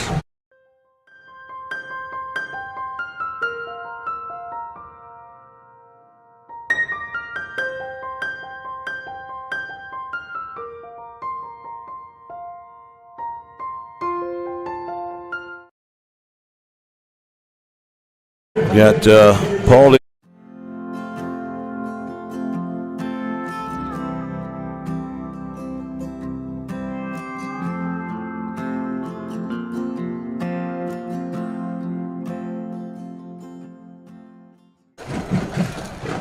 Four minutes, 2 seconds left to go in the first half. Fairview 14, Ayersville 7. Brent Balbinot alongside Scoop Miller as we welcome you back on DCTV Sports. Vandermeed about to tee it up. Ball sits right in between the hash marks at the 40. He kicked it deep and down the near sideline last time. This is going to be high. It's going to be short. It's a live ball. Somebody better get on it. It's loose. And I think Ayersville's Ryan Johnson just covered it. Again, they have the ability to go deep. They've had a touchback already this season, the kickoff. That one was a little bit short, and the back row thought the mid row had it. The mid row thought the back row had it, and that time Ayersville fortunate to dive on that football, but they're looking at a long field here. They'll start out at their own 23. They need to start moving the chains. They had that opening drive that was able to churn up 6 first downs, took 15 plays. But now they've kind of struggled offensively. A couple quick 3-and-outs. Trying to get this drive sustained. That's going to be a false start, looks like. Oh, boy. And now the penalty's starting to count up as well. Looks so sharp on that first offensive series, but shooting themselves in the foot on the last couple. Turning it over on downs, a punt, and now it's certainly not what you want before you even get your first play of this drive off. Penalty. Well, again, when it takes you 3, sometimes 4 downs to move the chains, the last thing you need to do is look at 1st and 15, but that's where the Pilots are at. From their own 18. Off the left side, and right now, without really any way to stretch the defense, Fairview is stacking the box now, Scoop, and they're bringing everything but the kitchen sink. That time they went with a 6-man front, and plus they're walking their linebackers up, so they start out in the 4-4. But now the Pilot offense may have to maybe change some blocking schemes, maybe try to get some different formations. But right now, way off schedule, looking at 2nd and 17, deep inside their own territory. Play fake and undercut. Just no time to throw the ball. Sigler. Again, they don't have plays that take that kind of time. 1001, 1002, certainly not 1003. With the underclassmen they have and are rotating here at quarterback, Scoop, they're running a lot of pre-designed routes, quick slants. Basically, you know if you're hot before the snap of the football, and the freshman just hung onto the ball a little too long there. Yeah, he did. At that time, Adam Spangler, the junior, really did a nice job of beating his man there on the edge. He's able to get in and get that tackle for loss once again. So this drive seems to be going backwards for the Pilots. It started with that 5-yard penalty, but we knew that was going to be huge. The fact that they really don't have that big play capability, at least at this juncture in the season. And now this is where Fairview defense wants them to be, in a 3rd and long situation where they're really one-dimensional. Well, if you're Fairview, you get a stop here. You're going to have roughly 3 minutes left to work and excellent field position to try and add to a 7-point lead.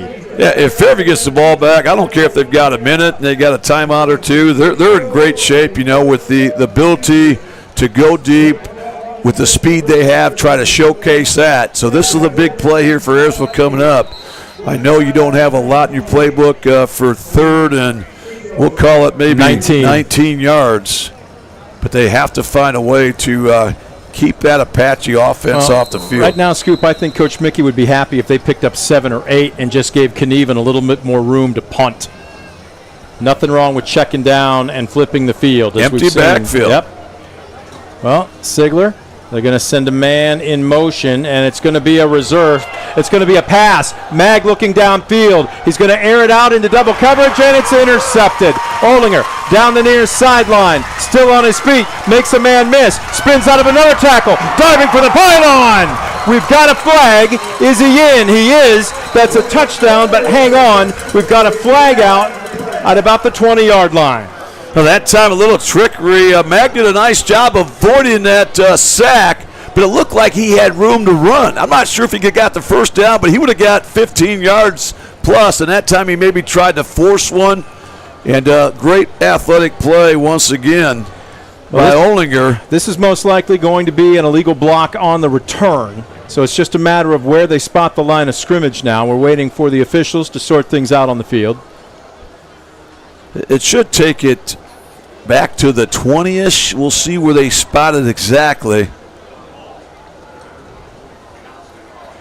There we go, an illegal block against the return team, which is what we expected. And waiting to see where they're going to spot the line of scrimmage officially here. Scoop, I would say that's as good as a punt, except Olinger made a tremendous return. So even with the penalty, the Apaches are going to have excellent field position. And holy cow, they're going to leave it inside the 5 at about the 3. No, that is a touchdown. So they're going to bring on the PAT. Okay, so they're going to bring on the PAT. So give Olinger credit. He's going to get the pick 6. Boy, that's a huge play right there. But again, give that Fairview defense credit. They put Ayersville in that one-dimensional situation. I'm yet to understand what the flag was about. We saw the official signal an illegal block on basically Fairview, and I wouldn't think that would be assessed after the play, so they're moving it back on the kick. So he's going to be kicking from the 10. You explain this one to me, Bud. Again. No, they either picked the flag up or that flag was on Ayersville. So, but again, give this Apache defense credit. After falling behind, the defense has risen to the occasion, and they now lead the Ayersville Pilots 21-7 here with just 2:53 to go in this opening half. So the offense didn't even need to come on the field as Olinger with the pick 6 and 2:53 left to go. We'll take a Mark Moats forward timeout. Back with more after this on DCTV Sports. Estill Chevrolet Cadillac is this area's new and used car headquarters, earning your trust one satisfied customer at a time. Estill Chevrolet Cadillac, North Clinton Street in Defiance, and online at drivebobestill.com. Stanball Jewelers is your trusted source for diamonds, fine jewelry, watches, and gifts. Whether you're looking for a dazzling engagement ring, a timeless anniversary gift, or a present for someone special, Stanball Jewelers has something for every occasion. Visit us today and discover why we've been serving the community since 1948. Back at Fairview, 2:53 left to go in the first half. 21-7 after the interception return for a touchdown by Olinger.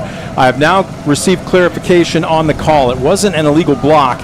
It was unsportsmanlike conduct. Something happened after the play, so the touchdown stood, and now they're assessing the penalty on the kickoff, which is what you can see coming from the 25, and he's still got a tremendous leg into that. Is this Maag on the return? As bodies flying left and right, and get up off the bottom there. Nope, it's not. It's number 26. That would be Logan Clark, or is it number 25, Kobe Brown? We're going to have a late hit coming up as well. We'll see how they're going to rule that. It's going to be a personal foul. But a decent return that time by Maag. But again, a lot of foot on that when you're kicking from your own 25-yard line. You're probably going to give up good field position. There's going to be a personal foul there, late hit on the Apaches. So 2 penalties in succession. Now, one did not affect the touchdown on the pick six. It did affect the kickoff, and now this is affecting the kickoff return. So Ayersville with 2:49 left to go, Scoop. Again, they don't have a quick strike offense, but they're going to be looking at tremendous field position at about the 43-yard line. They've got an opportunity to get right back into this. This is huge. They have almost 3 minutes to work with. They have 2 timeouts. I know they're going to have to do it via the ground game for the most part, but again, an opportunity. You score here, you make it 1 possession, you get the football to start the second half. From the 43. Under center. They're going to hand it off. Knieven off the ISO. Busts it to the outside. Look out. Second level inside the 30. Taking orange and, black and gold jerseys with him inside the 20 for a tremendous run on first down. That's just an incredible run right there. That time looked like Fairview had a couple extra guys in the secondary. And that time, the quick hitter up the middle, Knieven gets to that hole so quickly. And when he gets to that second level, look out. He's not easy to bring down one-on-one, as we saw right there. And he takes the ball all the way inside the Stand Ball Jewelers red zone for an Ayersville first down. 26 yards on the first carry of the drive. 1st and 18. Under 2.5 left to go, and a fumble. Where they were trying to get a slam, and they've run. It's recovered by Fairview, and the Pilots just turned the ball over.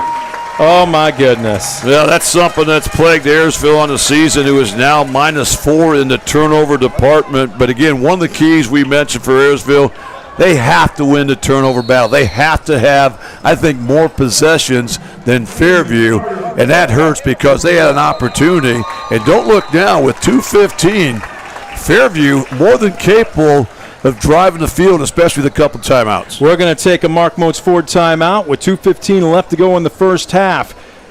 Pilots down, Apaches up 21-7. You're watching DCTV Sports. Proudly serving the area with the highest quality contracting services for nearly 100 years. Baker Schindler Company of Defiance and Paulding, 419-782-5080. Online at baker-schindler.com. Simplify your everyday banking with convenient account options and digital banking features that fit your unique lifestyle. Premier Bank, everyday banking solutions designed for you. Explore solutions today at yourpremierbank.com.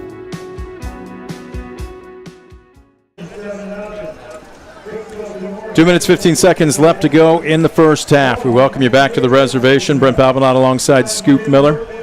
Apaches 21, Pilots 7, and a huge break for the hosts after a 26-yard gain by Torian Knieven for Ayersville. They ran Knieven, it looked like, out of position there, trying to hand off to Johnson. The mesh point just never connected, and the Pilots fumbled the ball away, and now Fairview looking to maybe put the dagger in the heart of the Pilots with 2:15 left to go in the first half. Yeah, for Ayersville, you can't hang your head right now. You got to finish this half. It's going to start with the defense. Well, this is going to be short and almost a tremendous catch. Maag was on Olinger. Maag got his arm out. I'm not sure if he got a piece of it, but Olinger had his hands on it as well, and that one falls incomplete. Well, that's a great matchup right there with both number 3s going at it. Logan Olinger of the Apaches and, of course, Ryne Maag of the Pilots. And that time Maag was locked in step for step with Olinger. And a good hold at first down. Picks up 2nd and 10 coming up. They're going to put Olinger in motion. As Zedek drops back, he's going to dump it off underneath to Olinger, and that's just a heads-up play to get out of bounds. He's close to the first down marker. It looks like he might be about a yard shy. That's a really tough play to stop because that drag that Olinger runs, he's able to get a good head of steam, a very safe pass. He gets out of bounds to stop the clock. Zedek, far sideline. And that's going to be Brody Williams there, the sophomore. It's going to move the chains once again, so another first down for the Apaches. Just under 2 to go here, still 62 yards away. Boy, and they aren't wasting any time. Zedek's going to tuck it away, tries to turn the near corner. He's got some room. Stutter steps across the 45 and escorted out of bounds by Sproul. but it will stop the clock with 1:46 left to go in the half. Well, these guys are the master of the 2-minute drill, and that time Zedek is able to scramble, make something out of that. Picks up 8 yards, and just as important, steps out of bounds to stop the clock. Still plenty of time, 1:46, and they're near the midfield stripe. Zedek all day to throw, dumps it off underneath. Complete to Mead. Again, Sproul coming up to make the tackle, but that's good enough to move the chains. Oh, nice job by Mead, just kind of sitting down in an open seam of that zone defense. Moves the chains once again. Zedek on a designed quarterback draw in between the hash marks. Now kicks it to the near corner. Sidesteps another man across the 40, the 35, and bear hugged out of bounds just shy of the 30 at the 32. They are surgical right now on this drive. Well, the fact that Zedek has the ability to hurt you with his legs, it's almost pick your poison. You know, you throw too many guys in coverage. He has the high football IQ to beat you with his legs. And another first down by this Apache offense. And Ayersville wants a timeout. It's after a gain of 17 by Zedek. The Pilot defense is on their heels, and there's still plenty of time left to go in the half here with 1:29 showing on the clock. Right now, I think Ayersville just needs, number one, a breather, and number two, to make sure they're on the same page, because that high-octane offense, and we're seeing the legs of quarterback William Zedek as well as his arm just pick apart the Pilot defense. Well, you're right. And I think 2 of these 3 Ayersville timeouts in the first half have been breathers for the defense, and I certainly understand because, you know, they're sending a lot of guys deep on vertical routes. We've seen Zedek scramble many times and move the chains. So now you try to get a little bit of air back in the tank here for this Pilot defense that's really been tested here in the second quarter as they've given up 21 points.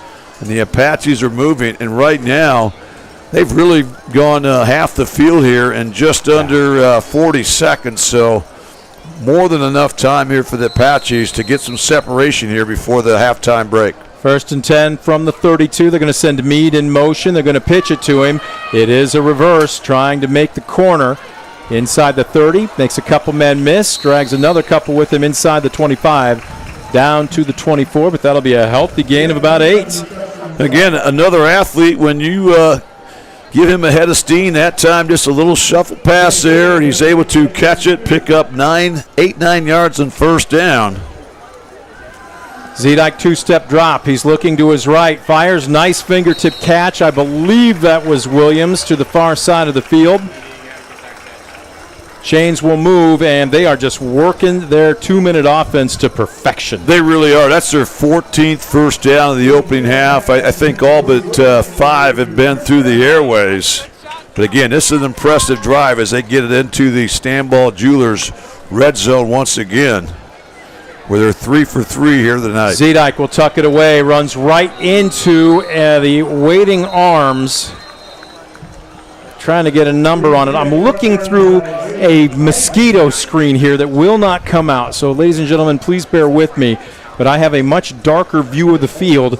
I may have to switch places with you in the second half, but I thought it would even out. It's not. It's made the view even a little bit more fuzzy. Well, nice play by that Pilot defense. One of the few times tonight that the Apaches have been held for a loss.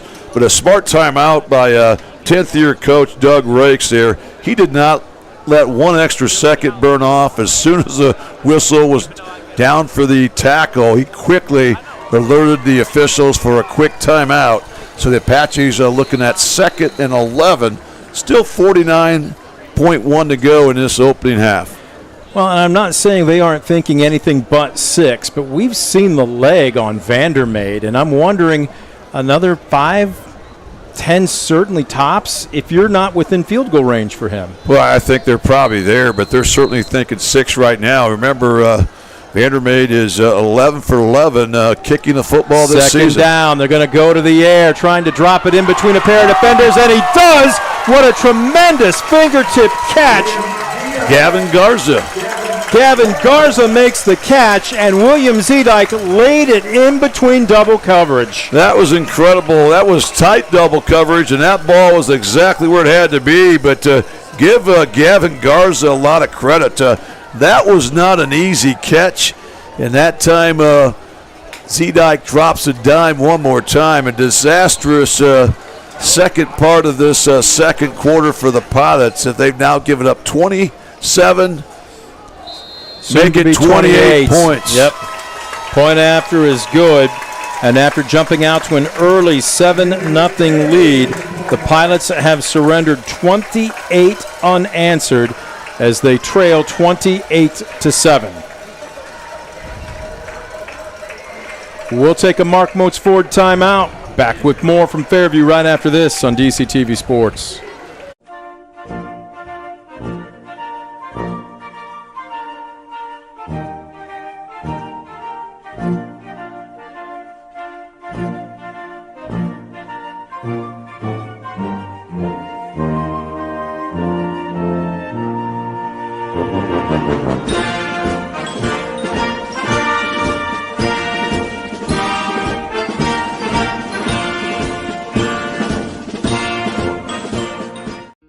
Discover great job skills training at Northwest State. With over 50 different programs available, there is something for everyone. Providing hands-on training and education is the community college advantage.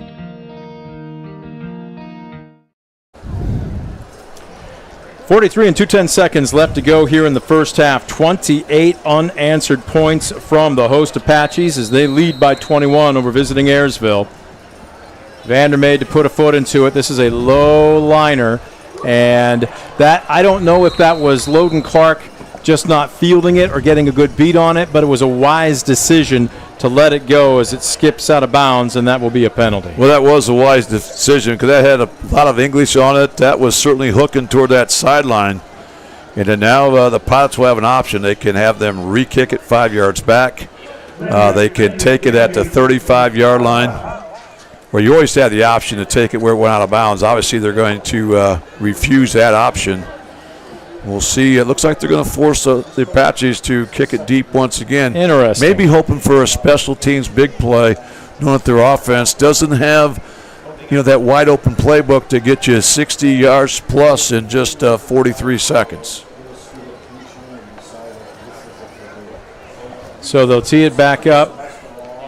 Now the kickoff should be going back. I think the official was coming up to make sure he got a tee or something, but this should be going the other way. Actually, they don't like the ball. I don't believe this ball is satisfactory. Well, when you kick it out of bounds, you know it's the ball. It can't be anything else. Of course. That's a third penalty on Fairview this first half. Something that really has plagued Fairview this season. So I think Coach Doug Rake's going to be happy with those numbers.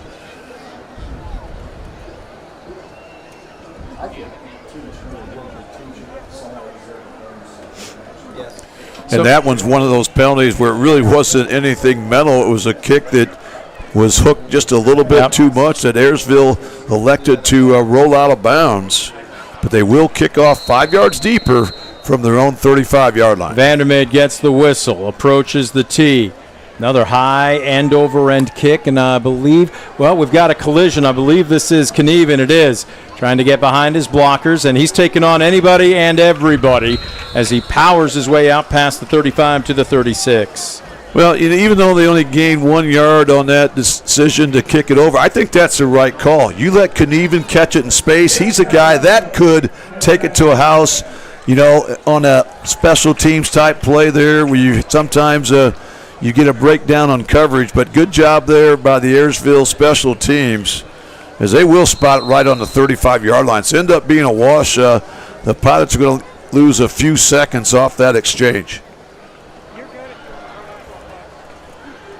35 and 9/10 left to go in the half. Under center, and it's going to be Sigler, the freshman, handing off to Knieven. He's got a hole across midfield and out to about the 49-yard line.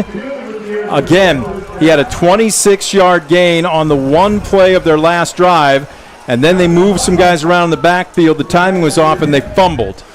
Well, that was the same play there. Unfortunately, the Pilots have no timeouts, but that time just one tackle away from taking that one to the house.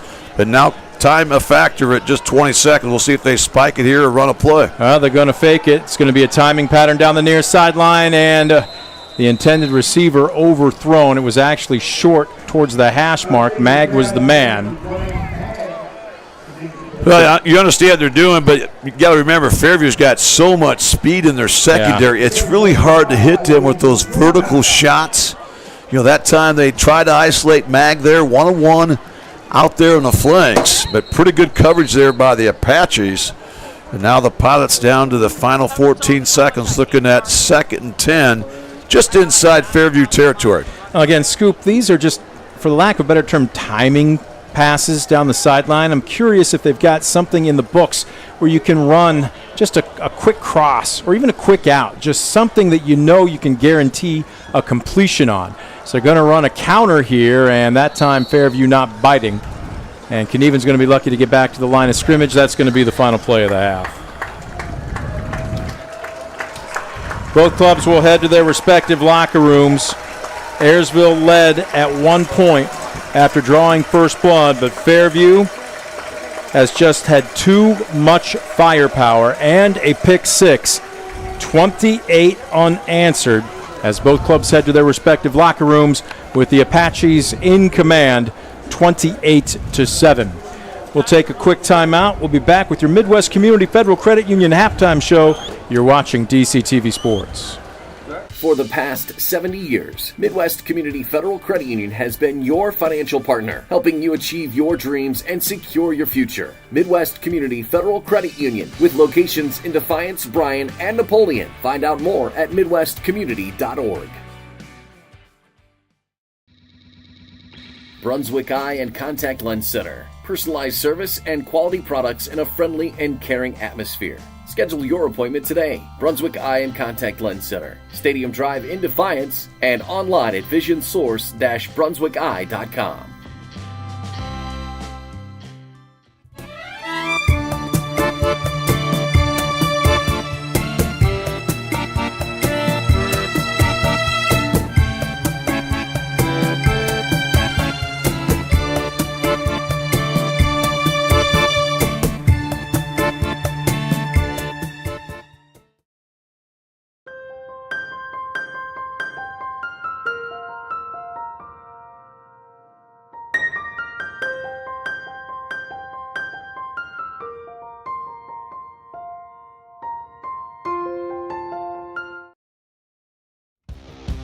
Visit Mark Moats Ford and check out some of the best new Ford models. Mark Moats Ford has been serving the Defiance community since 1916. Visit them today, County Road 424 in Defiance, and online at markmoatsford.com.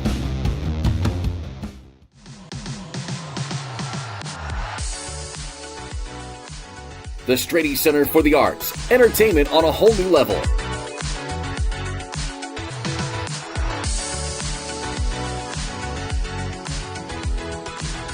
The Strady Center for the Arts presents a full lineup of culture and entertainment right here in our community. Check out the full lineup and purchase your tickets today at defiancearts.org.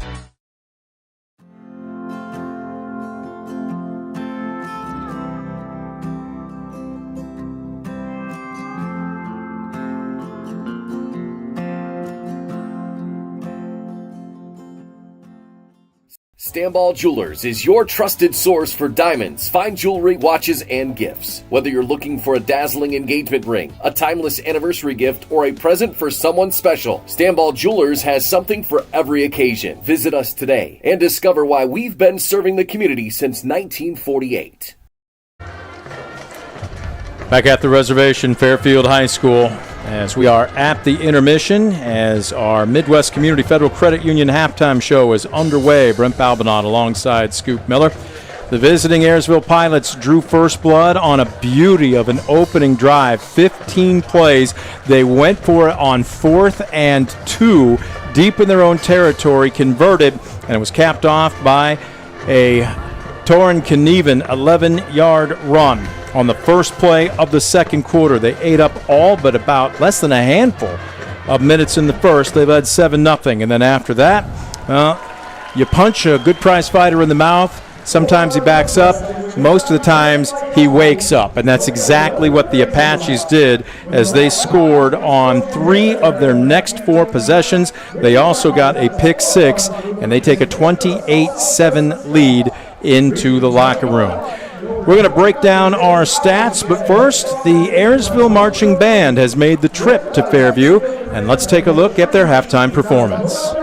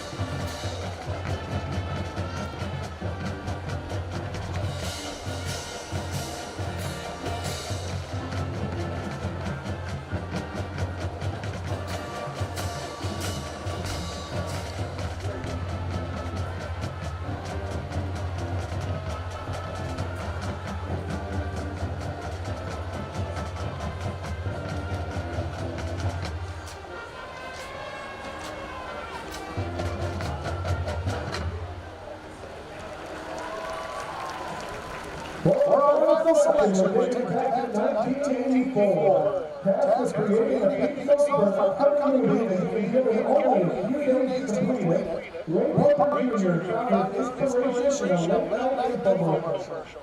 Parker wrote a pseudo-advertising jingle that could have been commissioned for the fictional business. Directed by Junior Field Commander Alyssa Coble, please sing along. I'm sure you'll know the part. Here is Ghostbusters.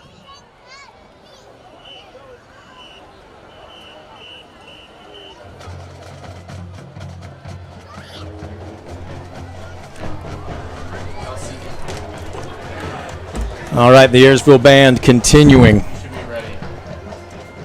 their halftime performance. We've got Josh Bush down on the sidelines. 28-7 our score. We'll get you some stats, but we've got some other scores and his perspective from field level. Josh. And we're not hearing Josh.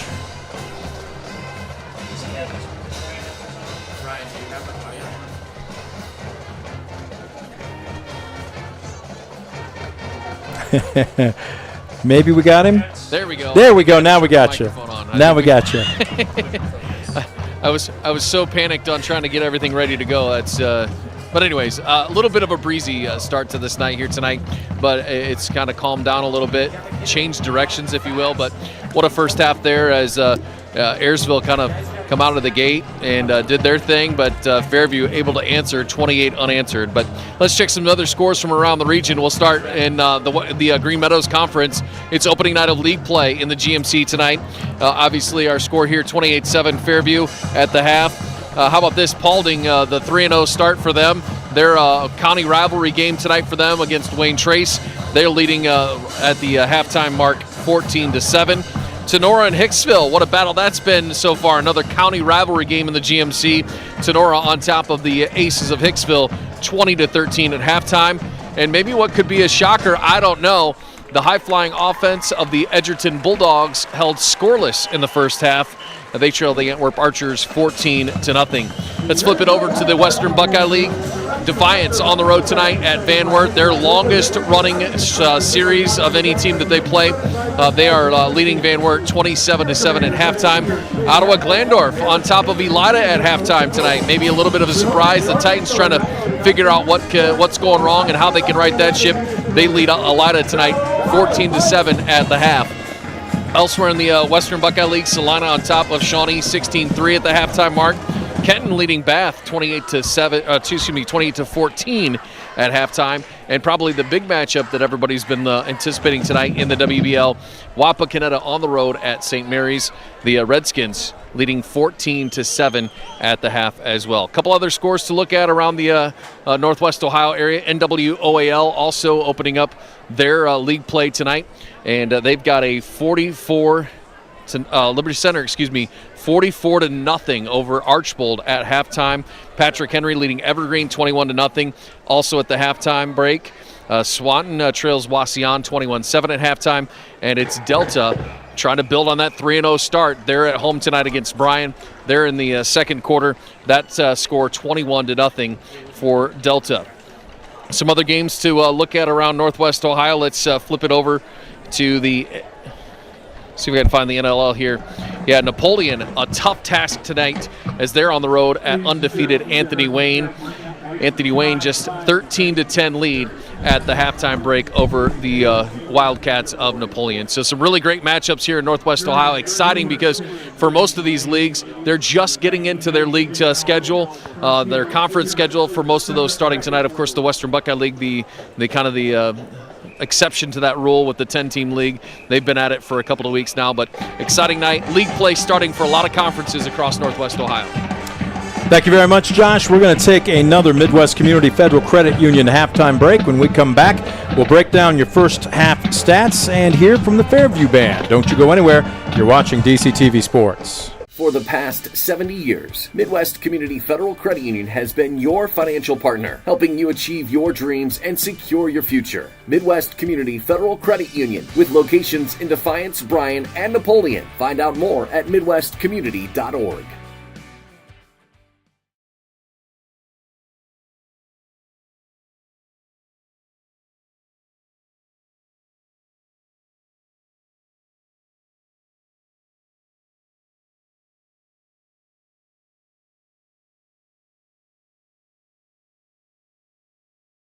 For the past 70 years, Midwest Community Federal Credit Union has been your financial partner, helping you achieve your dreams and secure your future. Midwest Community Federal Credit Union, with locations in Defiance, Bryan, and Napoleon. Find out more at midwestcommunity.org.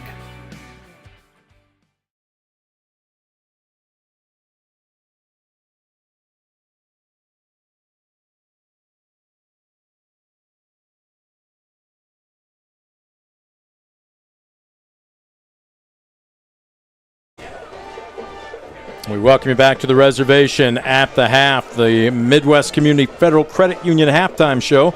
Brent Palbinot being rejoined by Scoop Miller.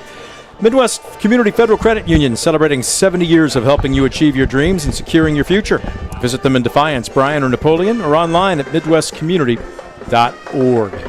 Pilots jumped out to an early 7-0 lead, scoring on their first offensive series, and then it has been all Fairview since, as they have scored on 3 of their next 4 possessions and getting a defensive touchdown on a pick 6 from Logan Olinger.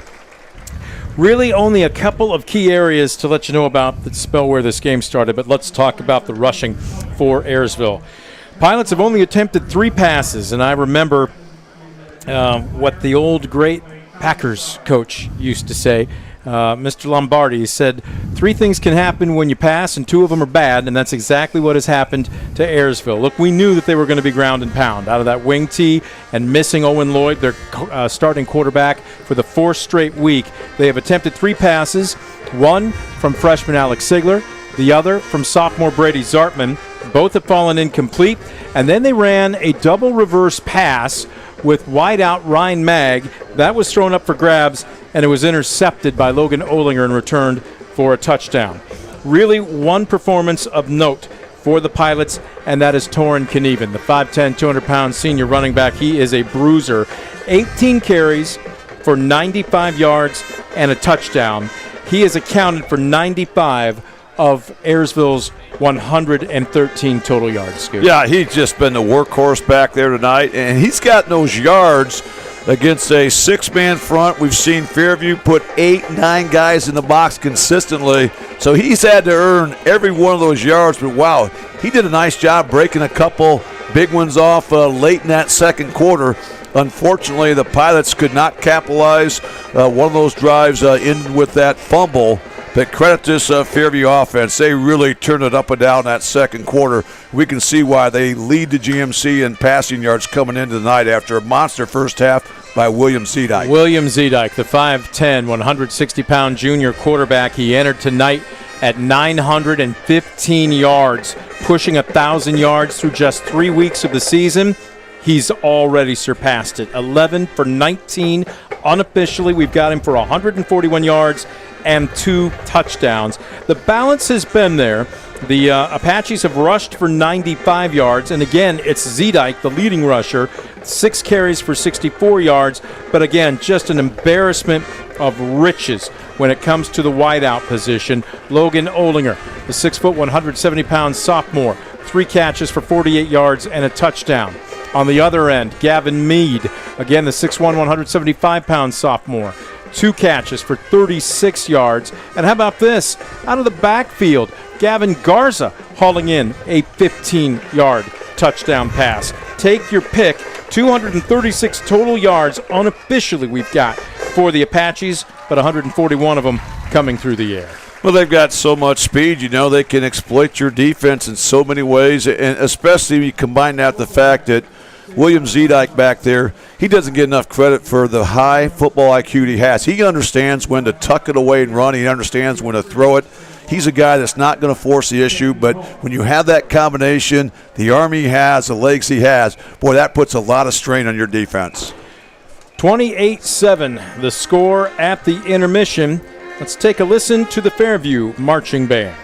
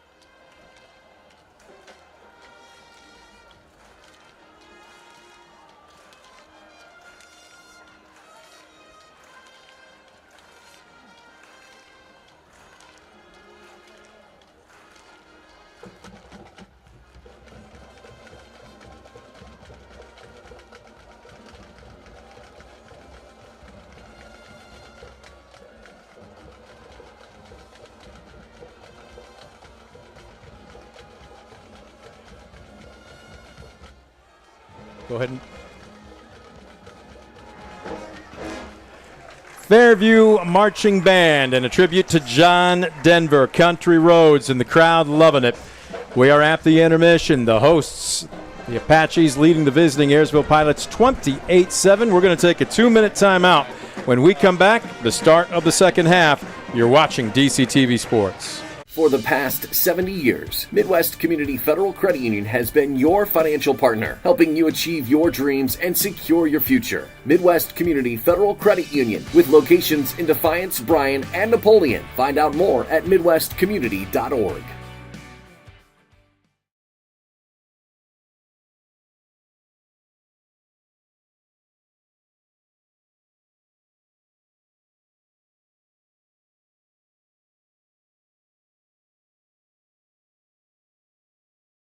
For the past 70 years, Midwest Community Federal Credit Union has been your financial partner, helping you achieve your dreams and secure your future. Midwest Community Federal Credit Union, with locations in Defiance, Bryan, and Napoleon. Find out more at midwestcommunity.org.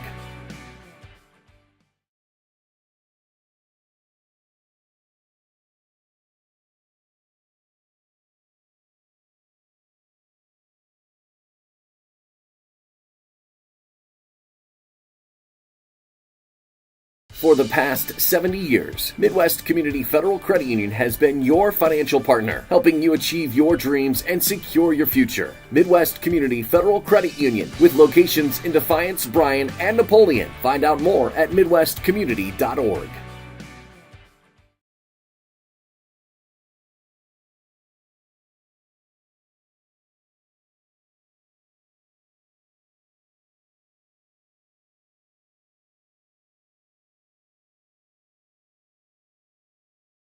For the past 70 years, Midwest Community Federal Credit Union has been your financial partner, helping you achieve your dreams and secure your future. Midwest Community Federal Credit Union, with locations in Defiance, Bryan, and Napoleon. Find out more at midwestcommunity.org.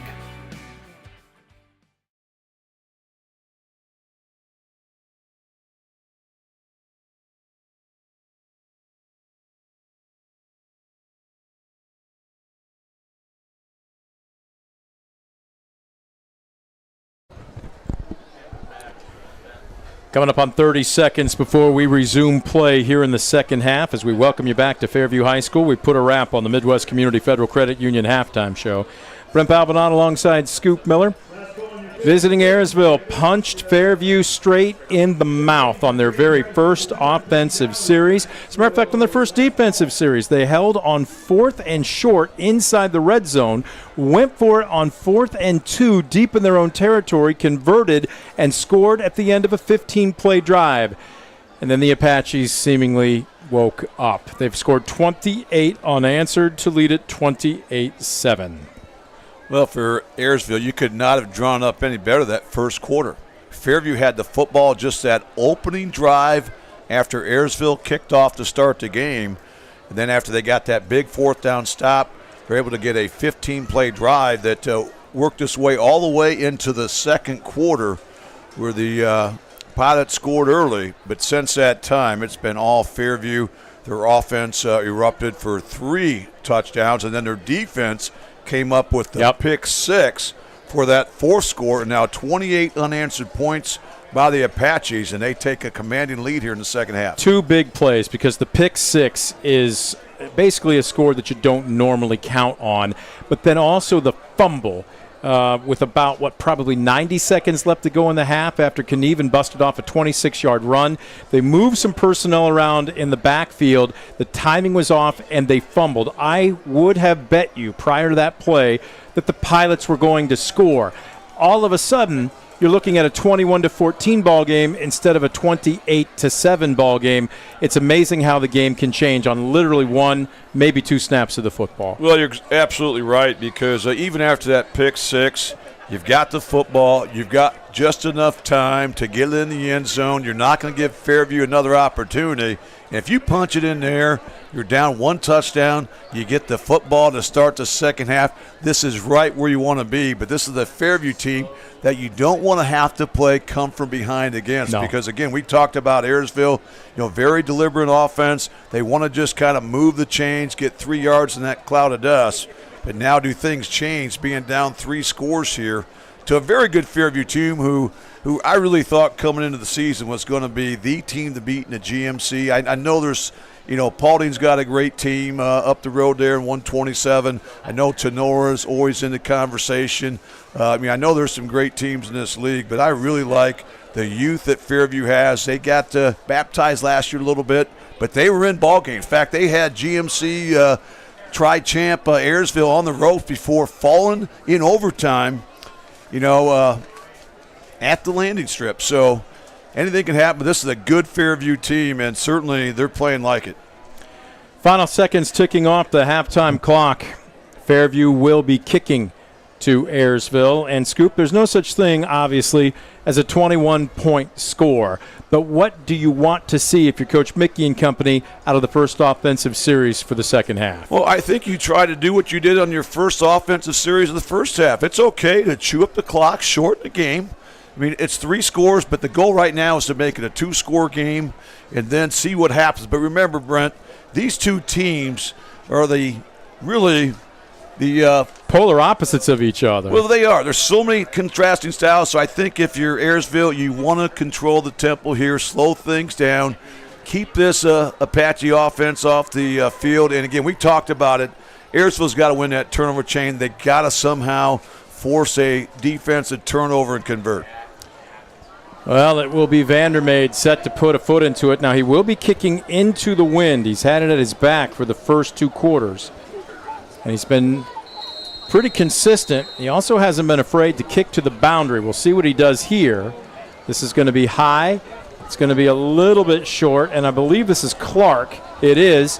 Getting behind his wedge, out past the 30, and a nifty return to about the 31-32. For the most part, that has been where Ayersville has been setting up shop to begin offensive drives. Well, you're right. In this season coming in tonight, their average starting point was their own 26, so they've been kind of right on course there. But a good return by Clark. He fielded it at the 12. He's able to get 20 yards out to 32. But this is what you want to see here, Brent. You know, Ayersville's got their backs to the wall. Remember, Ayersville and Fairview, the two teams year in, year out that the GMC runs through. These two teams have combined for 34 GMC titles. The rest of the league is combined for 32, so a lot of action happened. Ayersville's got to find a way to move the chains and sustain some drives. Sigler hands it off. It will be Knieven. It's an ISO as he's running up the backside of Garrett McConnell. And he works his way out to the 35. That'll be a gain of about 3, and here we go. We talked about 3 yards in a cloud of dust. Well, he picks up 3 yards on their first offensive snap of the second half. Yeah, and I think it's clear that's what they need to do. You mentioned that you throw the ball, 3 things happen, 2 of them are negative. I mean, I was the quarterback, and my high school coach told me that. So what's that tell you? But, again, I think they have to just, control first down, stay on schedule, avoid those penalties and negative plays, and wear at this Apache defense. 2nd down and 7 from the 35. They're going to pitch. Buck sweep. Knieven turns the corner. Second, even third effort, almost to the 40. They'll mark him at the 39, but again, that's a pickup of 4. It will bring up 3rd and 3. Well, they've had some good success with that buck sweep, and that time Knieven's able to get a lot of yards after contact. And again, they're mixing it up just right now. You have to kind of get to the edge now and then, but they have that ability to go right up the gut here. Again, you would think this is certainly 4-down territory here on out for the Pilots. Again, the freshman Sigler at quarterback. They hand it off. It's another ISO, and he's literally running up the backside, trying to see who was running fullback there. And check that. That was his guard pulling, as that was Levi McConnell. And he's going to be shy by about a yard. Down 21. Coach Mickey's going to go ahead and go for it. Well, that's a no-brainer right here. You have to go for it. You just don't have a lot of answers for the Apache offense. Again, that time they got through 3 yards in a cloud of dust. Right now they've got to do the same, 4th and 1. Don't be surprised if Fairview puts 10 in the box right here. I don't think there's any question who's getting it. It's just a matter of can you move the football? And they can, as Knieven into the second level. Wrapped up and brought down by number 13, Jesse Kuhlman. But no surprise who was going to get it. That was just a manhood measuring contest right there. No, and, a lot of people are going to say, okay, they got 2 yards, but he got 2 yards. There was 9 guys stacked in the box. That's just an incredible run. Credit Knieven once again. They move the chains, and they have their first down here the third quarter. Now remember, the Pilots are without Owen Lloyd, their 5'10", 170-pound junior quarterback. They've been missing him for the last 3 weeks. And this offense looks different. As I just say that, Sigler rolling out. He's going to fire, and it's a little high. Caught inside the 45. And how about that? A little, I don't want to call it razzle-dazzle, but a little misdirection. And Eli Berner, with the first reception of the night, puts Ayersville across midfield. Oh, nice job there on the bootleg pass. They faked the power play off tackle to the right side and rolled out and And that's a great call because you have to find a way to keep Fairview honest. They're really creeping up in the box, making things tough on that Ayersville running game.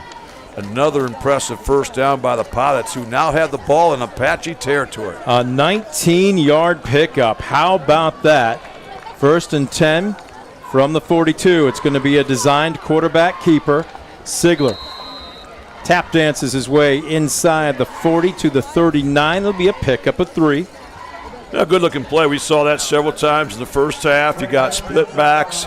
You let them both be the lead blockers, and you just kind of run patiently. You follow the block there. Again, they got the 2-3 yards in a cloud of dust, staying on schedule, because now they have a 2nd down and a long 7 ball just inside the 40-yard line of Fairview. Scoop says long 7. The scoreboard operator says short 8. Either way, there's plenty to pick up. The handoff and cutting back against the grain, powering forward inside the 34. And that is not Knieven. That's 24, Garrett McConnell, with his 3rd carry of the evening. A good run there by McConnell. He's able to really plow his way there for about 4 or 5 yards. Going to bring up a 3rd down and 3 here for the Pilots. And again, this is what they need to do. Just continue to try to wear at that Apache defense. We told you they have to find a way to win the turnover chain. But you got to execute an offense first, and then make something happen with your defense. 3rd and 3 from the 35. Sigler under center. Stamps his foot. Oh, this play got off to a sluggish start. It's going to be a pitch. Can you make something happen if you're Torrin Knieven? As he dives forward, he's going to be shy of the 30. He picked up, well, it's all a matter of the spot, and they're going to give it to him. They're going to move the chains. All right, another great run. That time they went with the quick pitch. They had the motion guy kind of doing a crackback right there on the end. And again, good job of executing that quick pitch. You try to pull a tackle as a lead blocker. And that time, the 3rd first down of this drive here for Ayersville. They're now knocking on the door. 1st and 10 from the Apache 31-yard line. Looks very similar to their first drive of the ball game. Knieven off the right side. They sell out and send a gold jersey in every hole. And now he's just trying to lower the shoulder and see what he can pick up. And it's all a matter of forward progress.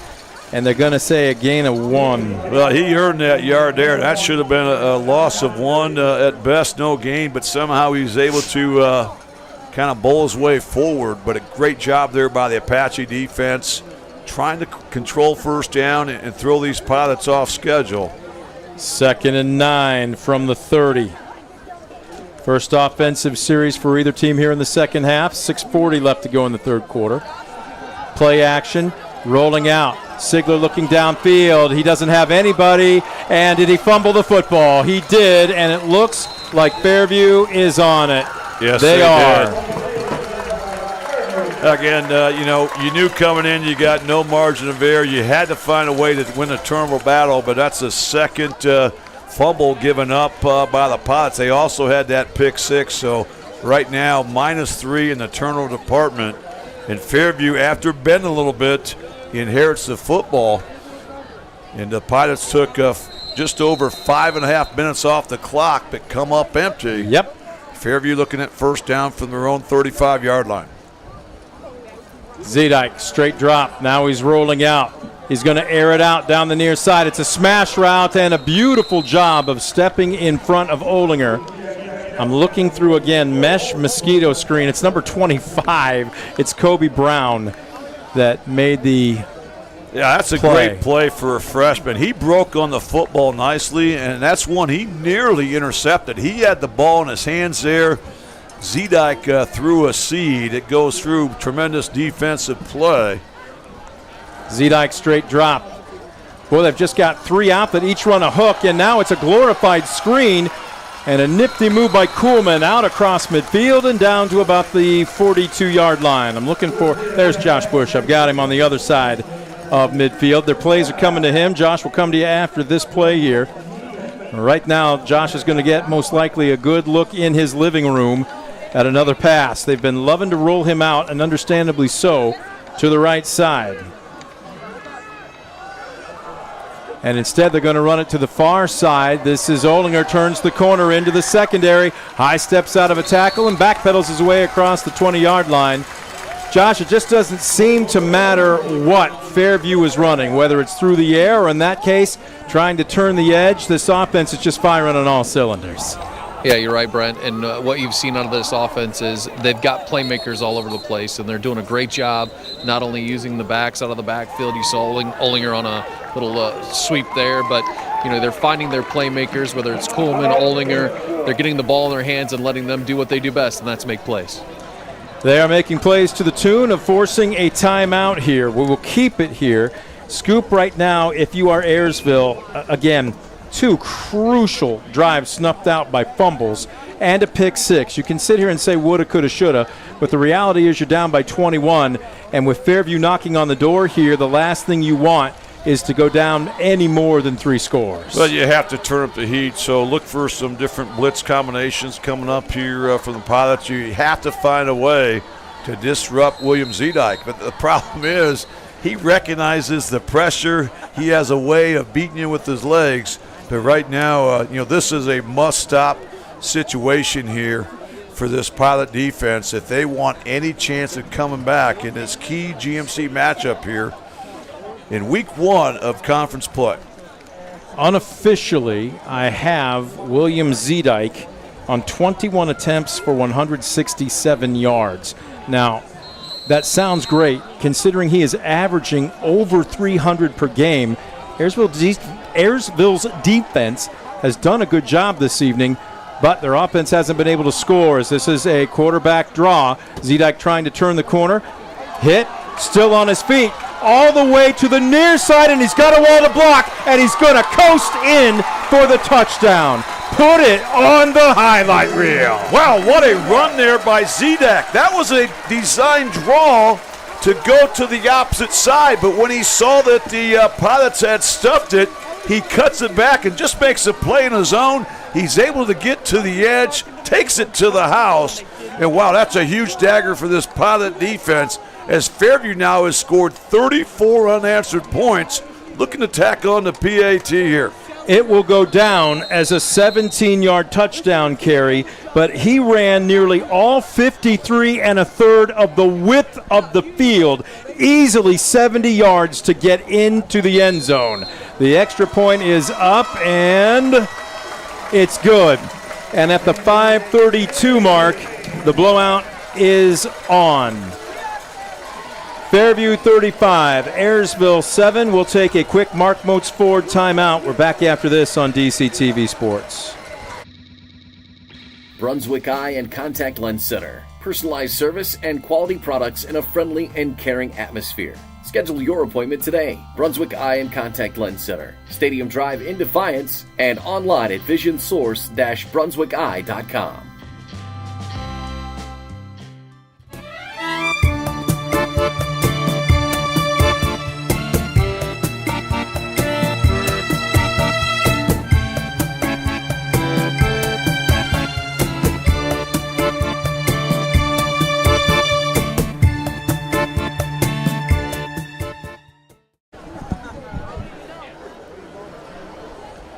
.532 left to go in the third quarter. Vandermeid will tee it up after a 4-play drive that started at their own 35-yard line, capped off by a tremendous run on a quarterback draw that originally was designed to go left by William Zedike. He was probably halfway between the hash mark and the sideline, reversed his field after contact, came all the way back across the field, got a wall to seal things off, and strolled into the end zone. It's 35-7 as Vandermeid with a high end-over-end kick. This one bounces, still nobody on it. It's a live ball, and finally covering it up. It's been that kind of night for the Pilots. Is, I believe that's Clark. Nope, it's number 25, not 26, Kobe Brown. And once again, Fairview's been so solid here tonight with special teams as Ayersville looking at a long field here. They're going to start out inside their own 15-yard line. Wow. So the worst starting position here for the Pilots tonight. Trailing big here as we're just past the midway point of this third quarter.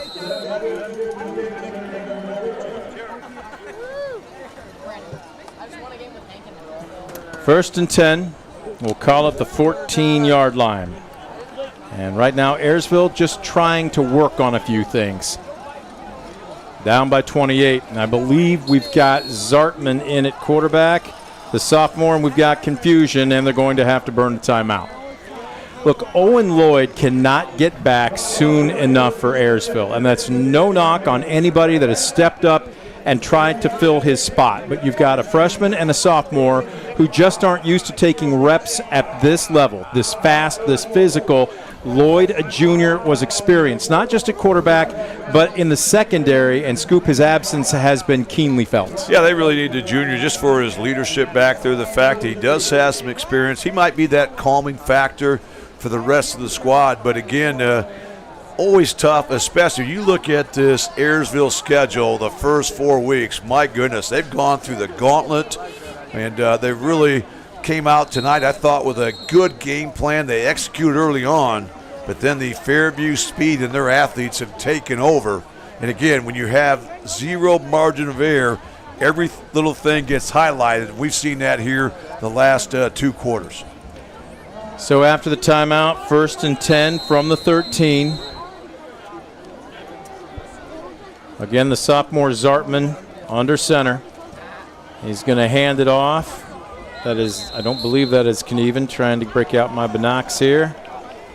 They're giving him a little bit of a break. It's Ryan Johnson, who's another physical back in his own right. Works his way out past the 15 to the 16, maybe the 17-yard line. Looks like roughly a gain of 4.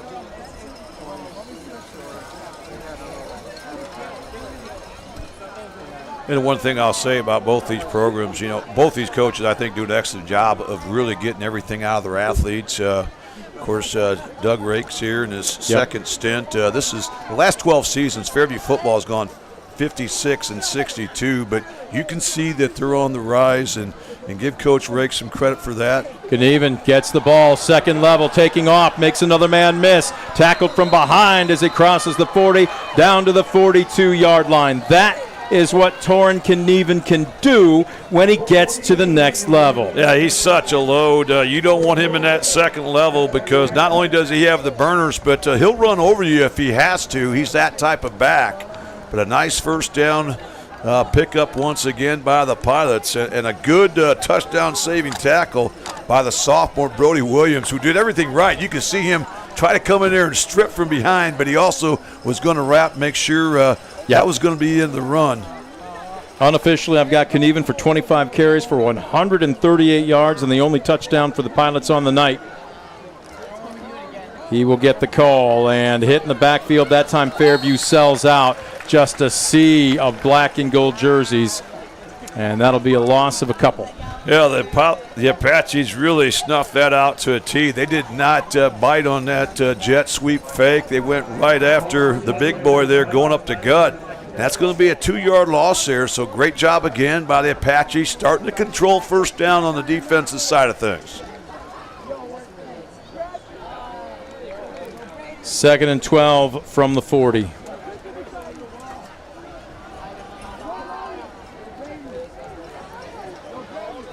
They're going to put a man in motion, handoff, this time off the left side. Again, trying to deke the Fairview defense with the man in motion to the right. They run the play back to the left, and it looks like Knieven picks up the 2 that he lost, but it will bring up 10 yards needed to move the chains. Well, I like how the Fairview line doing a nice job of trying to get that surge. When they're getting beat off the ball, they're doing a nice job just kind of making a pile, and they're hitting the Pilot backs down low, not allowing a big yardage. So that time, a short pickup, maybe a couple yards. 3rd and long coming up here for the Pilots. Probably 4-down territory. Absolutely. From their own 43. Handoff straight up the gut. Can even look out. Second level. Taking on anybody and everybody as he powers across the 45 down to the 44. Forget needing to worry about 4th down. That's a 1st down. Well, you're right, and that's another impressive run there by Knieven. And how about that? You know it's 4-down territory. You know where the ball's going to go, but yet you can't stop them on 3rd and 9. Coming into tonight, Brent, Ayersville just 13% on 3rd down conversions. That number's gone up tonight. Unfortunately, they've not been able to sustain enough drives. But they have a good one going right here as they take the ball into Apache territory. 1st and 10 from the 44, and another fumble, and Fairview's on it. Unbelievable. Again, it credits this Apache defense. You know, this has been their Achilles heel the last couple of years when they struggled. You know, the last 2 seasons, Fairview just a combined 2-18 overall. But tonight the defense has come to play. That's the 4th turnover forced by that Apache defense. Well, and I, again, would venture to say if you talk to Coach Mickey, he's going to say those weren't forced. Those were miscues on the offensive end. And, again, just mistiming with players who aren't used to being on the field with each other. Zedike, straight drop. They're going for the jugular. He's got a man wide open on a post and just overthrew him by about a step or two. That was Mead, and he was open for an easy score. The pass just led him a bit. Yeah, that's a play that they can execute. A little skinny post there, and Mead with his blazing speed. You just throw that ball high and deep, and normally he'll try to run under that. That one just a yard overthrown. A little bit too much air underneath it.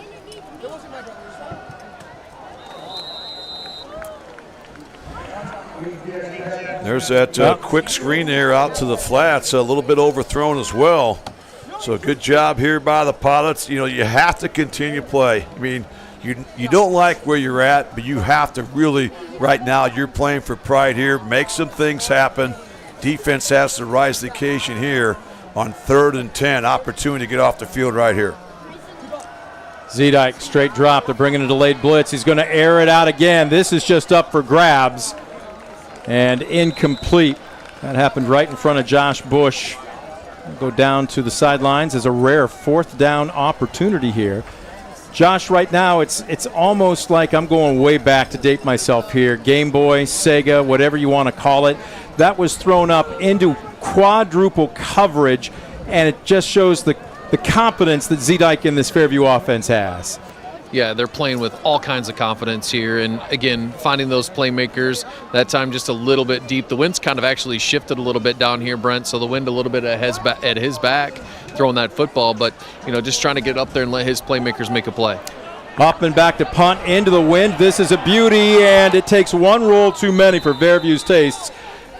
Huge sigh of relief for Ayersville, as that will be a touchback instead of down to inside the 5-yard line. Scoop, it's just been that kind of night for the Apaches. Well, that's a 54-yard punt there. They will only net 34, but still, you flip the field, you trust your defense, and Fairview getting it done in all phases. We've not mentioned enough how good their special teams has been tonight as far as establishing field position in their favor for this entire game tonight. 1st and 10 from their own, should be 20-yard line. They have yet to update the scoreboard, but we know what a touchback looks like. And Ayersville nearly touched that football before it got into the end zone. So they were flirting with a potential another turnover that would have resulted in 6 more points for that Fairview defense. Hand off straight up the gut as the freshman Sigler's back in at quarterback. But right now it's going to be a steady diet at number 44, Torrin Knieven. You'll mix in, obviously, Johnson and maybe McConnell a little bit. But this is just so, I can't say disappointing. I'm looking for an accurate adjective, Scoop. Ayersville has moved the football, but they've shot themselves in the foot 4 times now tonight on fumbles. Yeah, really, Fairview's kind of taking the heart out of him tonight. You know, Ayersville, a team with a lot of tradition, 15 GMC titles. They've been to the playoff 4 straight times, 17 overall playoff appearances. But they're getting their lunch handed to them here in this second half. Well, they're going to fake it. This is a designed QB sneak around the edge, just anything to try and get the ball into space, as Sigler will pick up maybe a yard. Yeah, and right now, no man's land here. You're looking at 3rd and a long 8. We did see the one kind of bootleg pass, the play-action pass, resulted in a nice pickup of around 20 yards.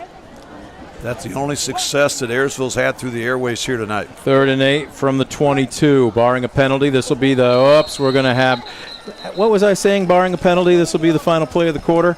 we've got a penalty. It's going to be a false start. Left side of the line for Ayersville moved early. Yeah, they did. No question about it. Just a little antsy there, trying to get off the ball quickly. And those little things certainly mount up.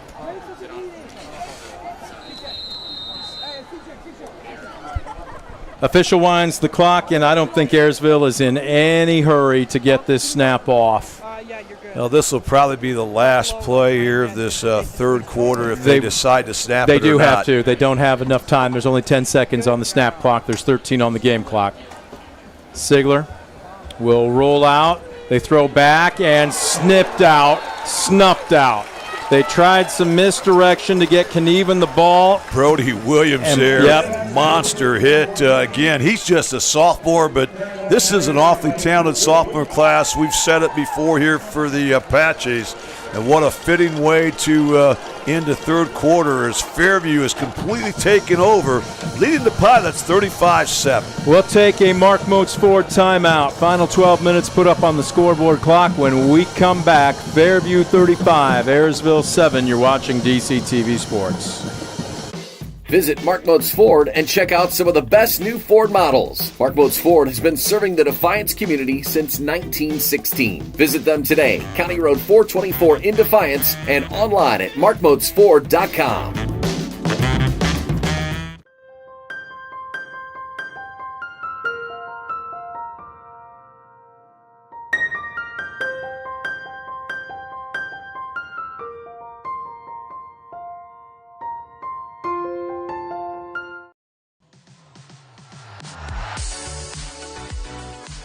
The Strady Center for the Arts, entertainment on a whole new level.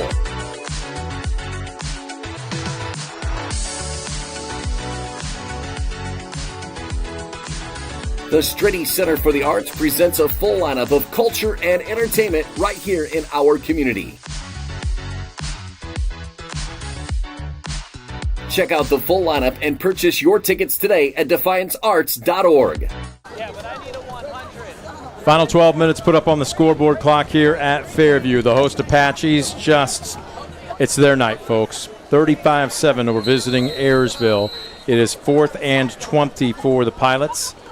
And they will punt. Knieven standing 1 foot inside his own goal line. I'm guessing punt return is on. And he gets away. Pretty good one, although it's low. It will bounce in front of Olinger. And he will field it at midfield. Taking off, spins out of one tackle. Whoa, and upended. I'm not sure which gunner that is. Is that number 4? Alex Sigler, yes, yep. the freshman. Sigler, the freshman, with a great pretty open good field looking tackle. Special teams tackle. That's not an easy guy to bring down. He just kind of sold out, read that perfectly. It looked like the Apaches had a chance to return that one for some big yards. But excellent starting position here for the Apaches. They start out at the 42-yard line of the Pilots. 1 touchdown in 2 possessions so far here in the second half. For Ayersville, it's been fumble, punt. And up by 28. A touchdown here would mean a running clock for the remainder of the ball game. And do we have a new quarterback in?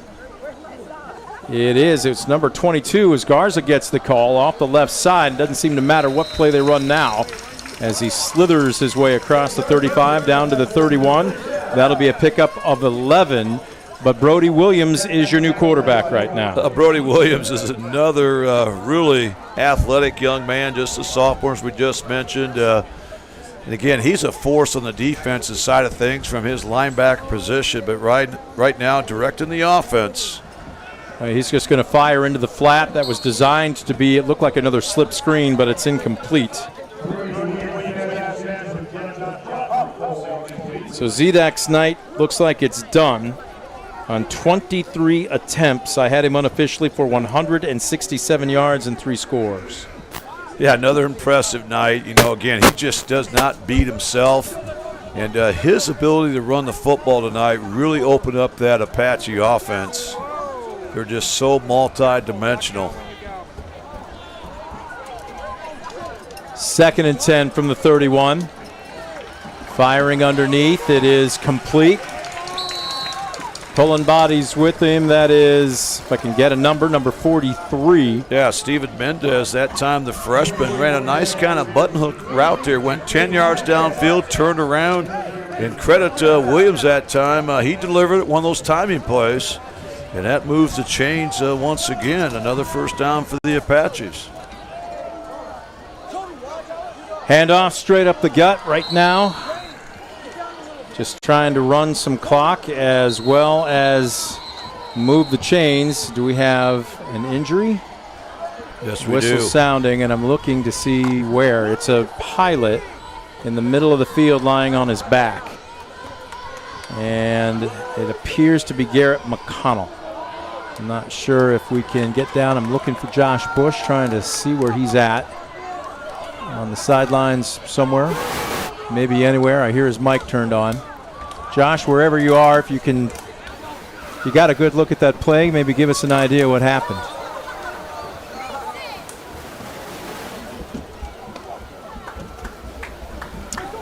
Well, maybe not. I'm getting static. I'm not sure if it's Nice to see Garrett McConnell get up under his own power, and limp off to the sideline. Well, that's a huge sign. Last thing you want on a night like tonight is to get banged up. So 2nd and 4. Ball will sit at the 11.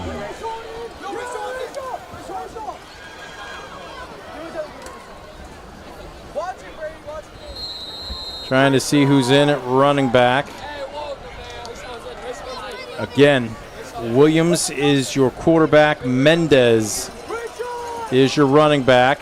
Williams is going to keep it on a fake, trying to turn the near side. Squirts through a pair of defenders and dives forward inside the 5. That will be 1st and goal. That impressive run there by the sophomore Brody Williams on the zone read. That time calls a zone number. Takes it right down to the 3, so the Apaches knocking on the door. Just 3 yards away from a running clock. 1st and goal from the 3. Now in at running back, Kellen Beals. He will get the call. They just kind of fold him in between the tackles, and that's all he needed to do. Touchdown, Apaches. Well, we talked about how good this Apache sophomore class is, but how about the freshman class? We've caught a lot of freshmen's numbers tonight for Fairview, and this time the freshman Kellen Beals takes it in, standing up from 3 yards out, and now the run continues for Fairview. They've now scored 41 unanswered points.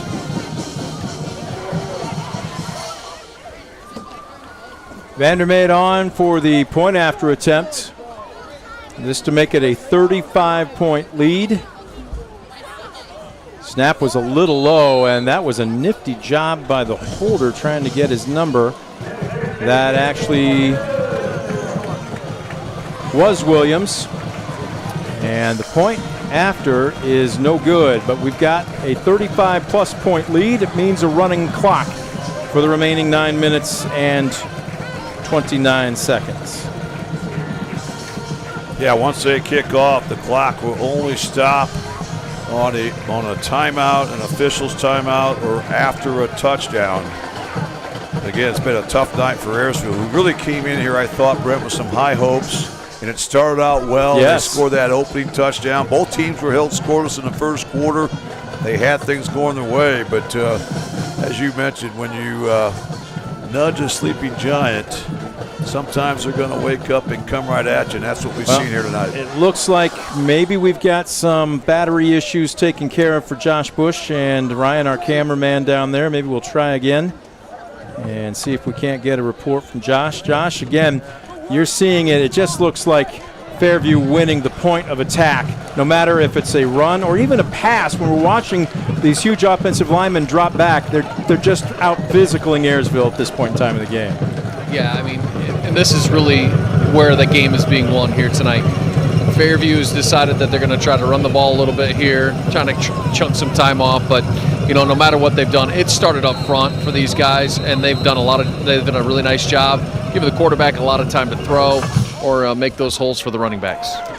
High kickoff, fielded lowering the shoulder, trying to get a number.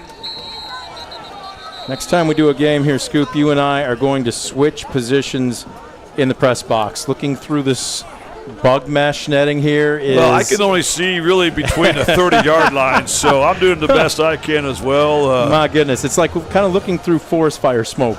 It's just this giant haze. Especially those white uniforms with yellow numbers are really hard to pick up, even if you're down on the field on a sunny afternoon, but certainly a little bit difficult here at night. The return out to the 27, it was Tucker Sproul. And with the running clock here, we'll see what Ayersville can do. If they can muster up maybe one final drive in a matter of pride, Knieven stays in. And right now, he had a chance to bust it to the near side. He chose to cut it back in and find a gold jersey to run through. You don't think this is personal for him? Well, I think he found a couple gold jerseys to run through that time. He's able to get that first down on his own. That time, the Pilots went trips to the left. Could even decide he's going to run right, and he ran right at a couple of gold jerseys.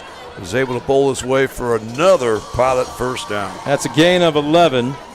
161 yards on 31 carries for the senior. It's going to come in a tough luck loss here. So they're going to try and set up a wide receiver screen, just the second completion of the night. And that is Johnson, who powers his way out past midfield and down to the 48-yard line.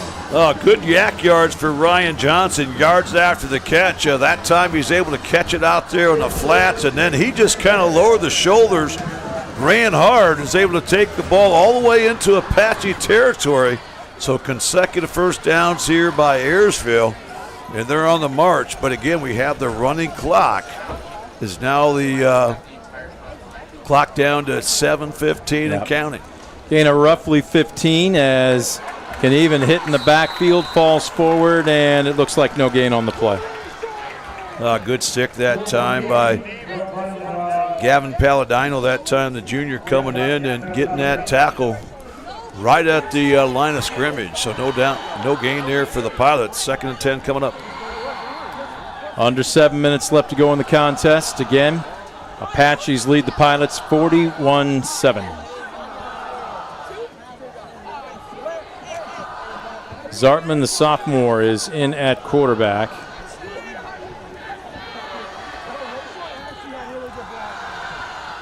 He's going to keep it off the left side. Brought down from behind. And we've got youngsters who are up. That's Palladino. And there you see Zartman heading towards the sideline on a nifty run that picked up about 7. Well, the Apaches just sent another fresh platoon in on defense. That time, a nice run there by Ayersville. That's been a bright spot here tonight. They've shown they can run the football through traffic. Under 6 left to go in the contest. 1st and 10 from the 48. Handoff Knieven, trying to go through the A gap on the left side. And, boy, I know it's one thing to say, yeah, these are the second, even third stringers, but they're fresh legs, Scoop, and they're coming downhill. And it's still a physical ball game. Well, they're fresh legs. They're also out there to make an impression on their coaches. Yep. So you could bank these guys are playing like it's a tight game, and you've got to get a stop and get the football back. So you'd love to see kids out there playing hard on both sides of the football here, and we're seeing that here tonight. Now 4th down coming up for the Pilots. They're going to go one for of it. many we've seen tonight. From the 42. Zartman off an ISO. Knieven. Well, I tell you what, there were 3 gold jerseys in the backfield. Johnson took 1. Knieven took the other 2, and he drug them a yard past the first down marker. Yeah, that's going to be awfully close, but he may have gotten it right there. We'll see. They're going to have to call the chain gang out. Are they going to? Nope, they're going to give it to him. Yeah, he had a good view at that. That was clearly an inch or 2 beyond the marker. So that will be another Pilot first down. Scoop unofficially, I've got Knieven for 34 carries, 169 yards. And I know he would trade it all in for a win. Zartman, 2-step drop, timing route down the far sideline. It's picked off. Trying to get a number on the young man. It's number 40. Nope, it's 12. Not 42, but 12. It's Hunter Miller, a 5'7" freshman. Wow, another freshman making a big-time play. And credit Hunter Miller. He read that like a book. That time he was part of the 3 deep. Was in excellent position. He jumped that route right away. He's able to get the pick and a nice return. And the Apaches stuffed the Pilots after the Pilots picked up a few first downs on that drive. Out to the 33-yard line. Under 4 minutes left to go in the ball game. 41-7. Apaches lead the Pilots. We'll try and get as many second and third string names in. I'm going to try and do so while I can actually look through the 2 windows here and get a clean, unobstructed view of the field. It's number 12. That is Hunter Miller in at quarterback, and we've got some whistles. And we've got a flag, maybe delay a game. Yes.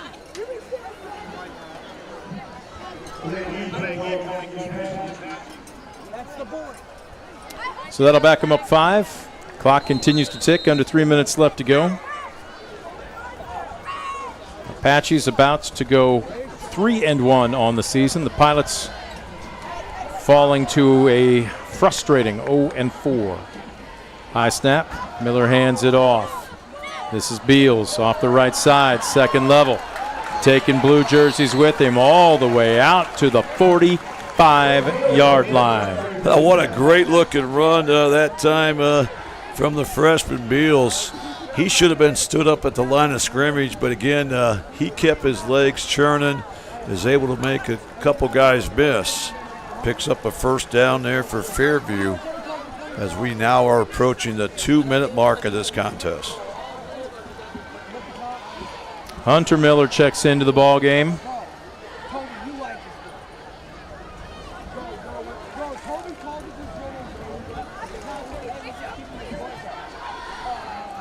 Under 2 minutes left to go in the contest. Did Miller keep it? It looked like he did. Yes, he did. He pulled it out to try to get to the edge. Going to pick up a couple of yards there. Clock continues to wind. Boy, this was going to feel good here for Fairview tonight. Without question. Out to the 48. Apaches will try and soak up much of the play clock here. Not sure if Josh Bush is going to be able to get head coach Doug Rakes for a post-game interview, but my guess is he's going to give it the old college try. My understanding is he was an incredible sprinter in his day.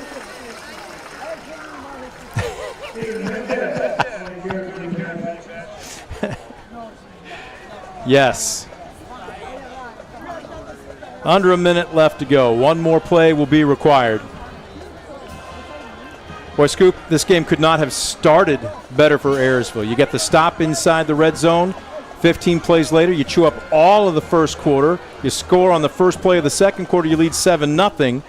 But some just devastating turnovers. 4 fumbles, 2 interceptions. One of those being a pick 6. And Fairview, look, it wasn't just quick strike offensive capability tonight, Scoop. They wore Ayersville down.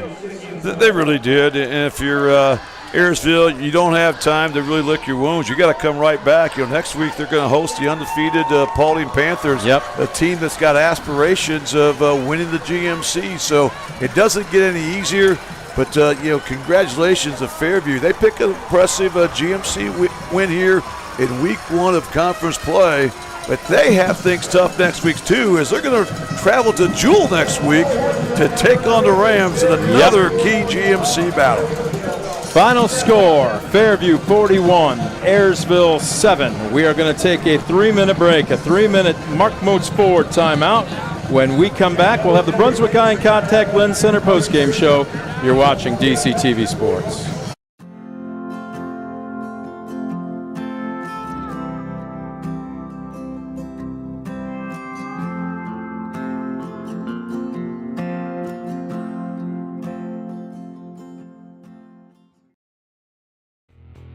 Estill Chevrolet Cadillac is this area's new and used car headquarters, earning your trust one satisfied customer at a time. Estill Chevrolet Cadillac, North Clinton Street in Defiance, and online at drivebobestill.com.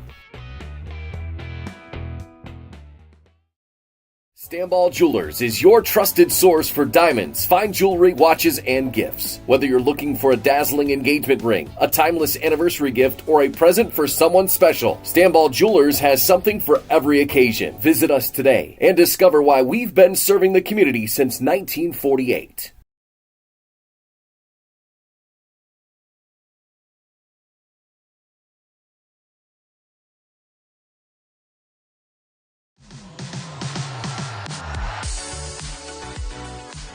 The Strady Center for the Arts, entertainment on a whole new level.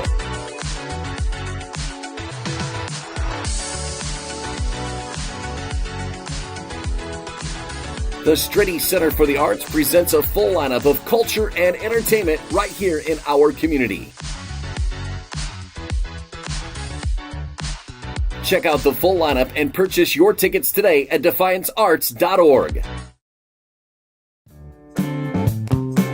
Proudly serving the area with the highest quality contracting services for nearly 100 years. Baker Schindler Company of Defiance and Paulding, 419-782-5080. Online at baker-schindler.com.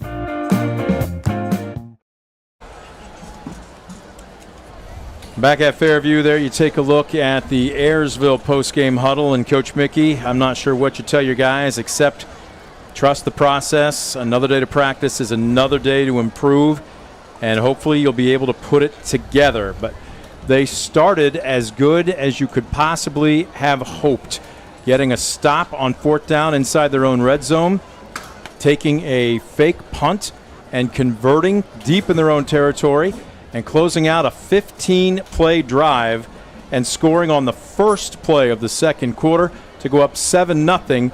And then after that, 41 unanswered by Fairview, 41-7 the final score. As we're keeping an eye down on the sidelines, Josh Bush is kind of hanging tight, and I believe he's going to try and get Coach Doug Rakes. So as we break down our post-game stats, we can also tell you, how about this? Let's start with Fairview. Unofficially, I've got Zedike for 13 completions in 23 attempts, 167 yards, and 2 touchdowns. And Scoop, he also rushed for 81 yards on 7 hauls and a touchdown. That's about as complete a performance as you can get, and it looks like Josh Bush is with the victorious coach, so let's go down to the sidelines.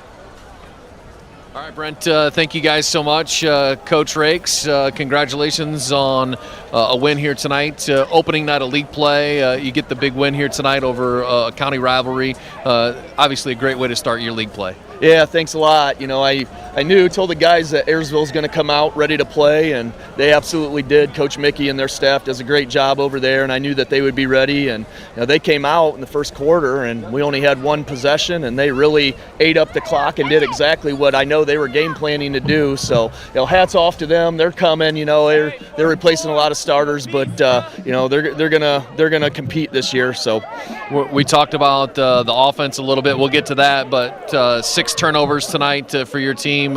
Obviously, those are big numbers. Anytime you can force extra possessions. Yeah, absolutely. That was one of our main goals going into this year. Last year we were negatives in the turnover. We only had 9 turnovers, or created 9 turnovers on the entire season last year. So to have 6 in a game, I didn't realize it was that many. But yeah, to have 6 in a game is big, and we'll take that any week.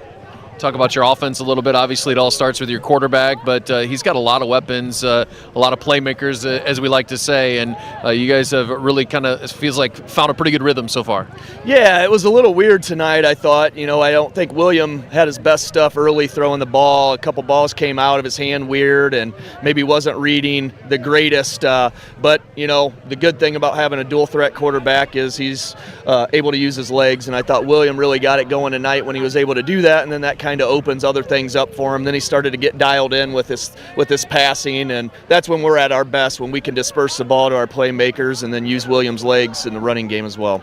and not only just the quarterback, but he's got to have time to throw. He's got your run plays. You got to have blocking. That offensive line, I thought, really did a nice job of controlling things tonight. They did. They gave up some pressures early, and we knew they did what we were prepared for. But what they do to get pressure, and we don't need to go in depth with the scheme, but what they do is pretty unique, and they do a pretty good job of it. And I thought for the most part we did a good job. I thought William took some hits, some unnecessary ones early on that maybe we just had a breakdown in communication up front.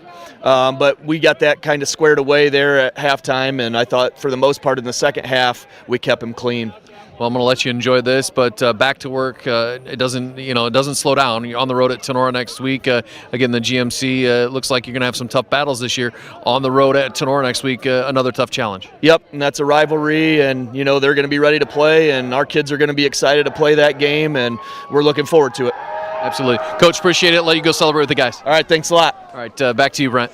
Thank you, Josh. I tell you what, he looks exhausted, doesn't he? You'd never know that his team just won 41-7, but it just goes to show you how important it is. They may not be 2,000, 3,000 people here like some of the big metro schools. This, and you and I joked as we pulled in, is not in the middle of nowhere, but it's right across the road from it. But darned if it doesn't mean something to this community, to the players, to the coaching staff, and you can see right there a spent coach, but he can be very pleased with his team's performance. Oh, he really has. They really left it out there in the field, and credit Coach and their assistants. I thought they made some great in-game adjustments. They took a few punches to the mouth early.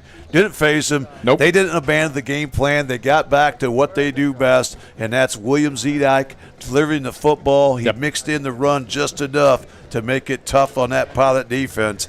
And when you finish on a 41-0 run, you're going to take it. But now they got to get back to work as they go into Ram Country next week.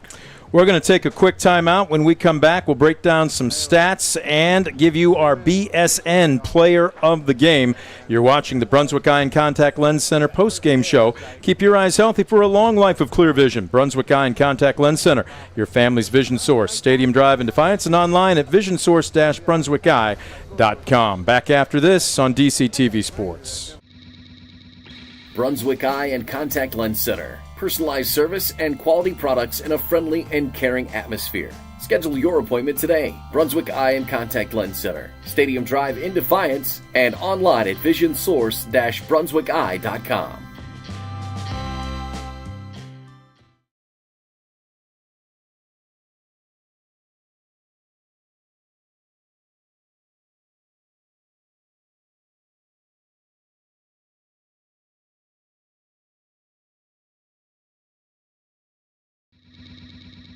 Brunswick Eye and Contact Lens Center. Personalized service and quality products in a friendly and caring atmosphere. Schedule your appointment today. Brunswick Eye and Contact Lens Center. Stadium Drive in Defiance and online at visionsource-brunswickeye.com.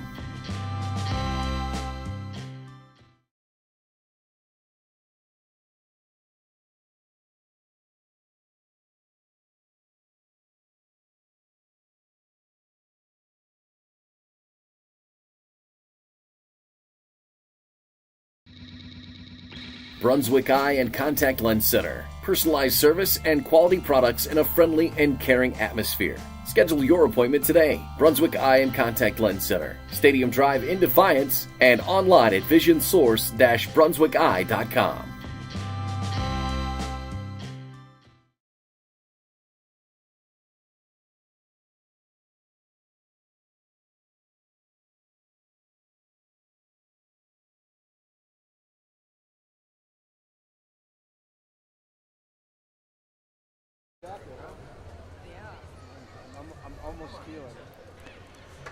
Back at Fairview, the Brunswick Eye and Contact Lens Center postgame show continues. Brunswick Eye and Contact Lens Center, keeping your eyes healthy for a long life of clear vision. Brunswick Eye and Contact Lens Center, your family's vision source. Stadium Drive in Defiance and online at visionsource-brunswickeye.com. Final score again this evening, the Apaches score 41 unanswered after trailing early in this ball game. As a matter of fact, less than 10 seconds into the second quarter, as Ayersville's lead proved to be short, 7-0. 41 unanswered by the Apaches, 41-7 our final score. Let's give you a breakdown of some of our unofficial statistics. Let's start with the Pilots. And again, this is unofficial, ladies and gentlemen. Rushing-wise, 200 yards. I've got Torrin Knieven with 169 of those, and the only touchdown for the Pilots. They went to the air, 3, 5, 6 times. They completed 2 of them for a total of 30 yards. 1 interception. It was a pick 6 by Logan Olinger. That is pretty much it for Ayersville's offensive output. On the flip side, the Apaches, as you would expect, a lot more balance. Have them unofficially with 173 yards rushing, being led by quarterback William Zedike. He had 7 carries for 81 yards and a touchdown. Zedike also effective through the air. Had him for 13 of 23 for 167 yards and a couple of touchdowns. He's got plenty of wealth on both edges. Taking a look at Logan Olinger, 4 catches for 62 yards and a touchdown. On the flip side, it was Meade did not have a touchdown tonight. I thought he did. Gavin Meade, though, still had a good night with limited touches, 2 calls for 36 yards. And then out of the backfield, why not give Gavin Garza a touchdown as he got open. He scored on his only target, a 15-yarder. So, again, total yards tonight unofficially, but I've got Fairview for 340, Scoop. Yeah, just an overall team effort by the Apaches tonight. I love how they made some adjustments. Their offense was clicking. Their defense, after that additional drive, pitched a shutout. And their special teams, I thought, established good field position throughout, a complete team win as they now move to 3-1 on the young season. So with that, Fairview going to, I don't want to say go into the Lions' den, but Tenora is not an easy place to play. Tenora's got some pride, and you know what they're thinking. We can really make a mess of the conference standings. That is going to be one fantastic ball game. Well, it really is. You remember Tenora coming off that GMC championship last season. They also won the GMC in 2021, so winners of 2 of the last 3. Yep. And they're certainly looking to make it 3 out of 4, but they're going to have their hands full with this Fairview team that I think gained some momentum here tonight. They took some punches, got off the turf, though, got back up. An impressive win here for the Apaches. And again, going to go out on a limb, I still think Fairview's the team to beat in this league. On the flip side, if you are Ayersville, look, you just have to trust the process. I know it's easy, especially when you're 16, 17, 18 years old, when you're doing everything the coaches ask and you don't see the progress that's being made, you don't see the wins. When the answer is, what do we need to change? What do we need to do next? The coaching staff will tell you, nothing. Just stay with it, and you'll eventually get there. How tough is that to do? Well, it's a tough thing, the fact that you've really taken some lumps here through the first 3 weeks. Remember, coming in tonight, Ayersville's given up over 55 points a game. They had just scored 2 touchdowns. But, again, I think they can take some pops here tonight. You're never satisfied, especially when you get the loss, but you've got a young team. You're trying to find all those pieces. I think Fairview, not to take anything away from them, because you know what I think of them. That's an outstanding team there that's got a high upside. But I think they also played Ayersville at the right time, because I think this is an Ayersville team. They've got good coaches. They've got tough kids. This is a team that will get better. Well, and they desperately need Owen Lloyd half back. of the season, they're going to be a complete different team, I think. So with that said, hard to believe, but we're only not even halfway through the season. With that also said, you're seeing our next broadcast. It will be Fairview at Tenora next Friday night. We invite you to join us. That's going to do it for our broadcast here this evening. One last piece of unfinished business to take care of. We have got to give our Player of the Game award, brought to you by BSN Sports. Tonight's Player of the Game will receive a DCTV Sports Player of the Game t-shirt, courtesy of BSN Sports. BSN Sports, the office apparel provider of DCTV Sports. Look, you could go a lot of ways, but let's be honest, William Zedike was a game wrecker this evening. Didn't matter if it was with his arm or with his legs. Again, as I look down here, quick cursory math, 167 yards passing, 81 rushing. I mean, we're pushing 240 yards just from one player. William Zedike was just a one-man wrecking crew tonight. Oh, he really was. Remember last year as a freshman, William Zedike was second-team GMC quarterback. behind Carson Altimus, who was number 15 all-time in Ohio as far as passing yards, more than 10,000, a guy that's just behind Joe Burrow. So that tells you a little bit of the company he was in, but he really emerged tonight.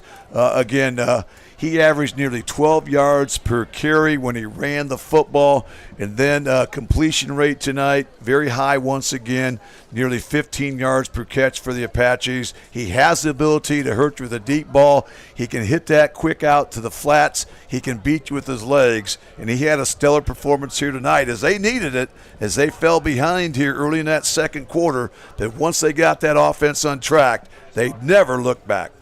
That's going to do it for our broadcast here this evening. A big thank you going out to our crew for doing tremendous work again here this evening.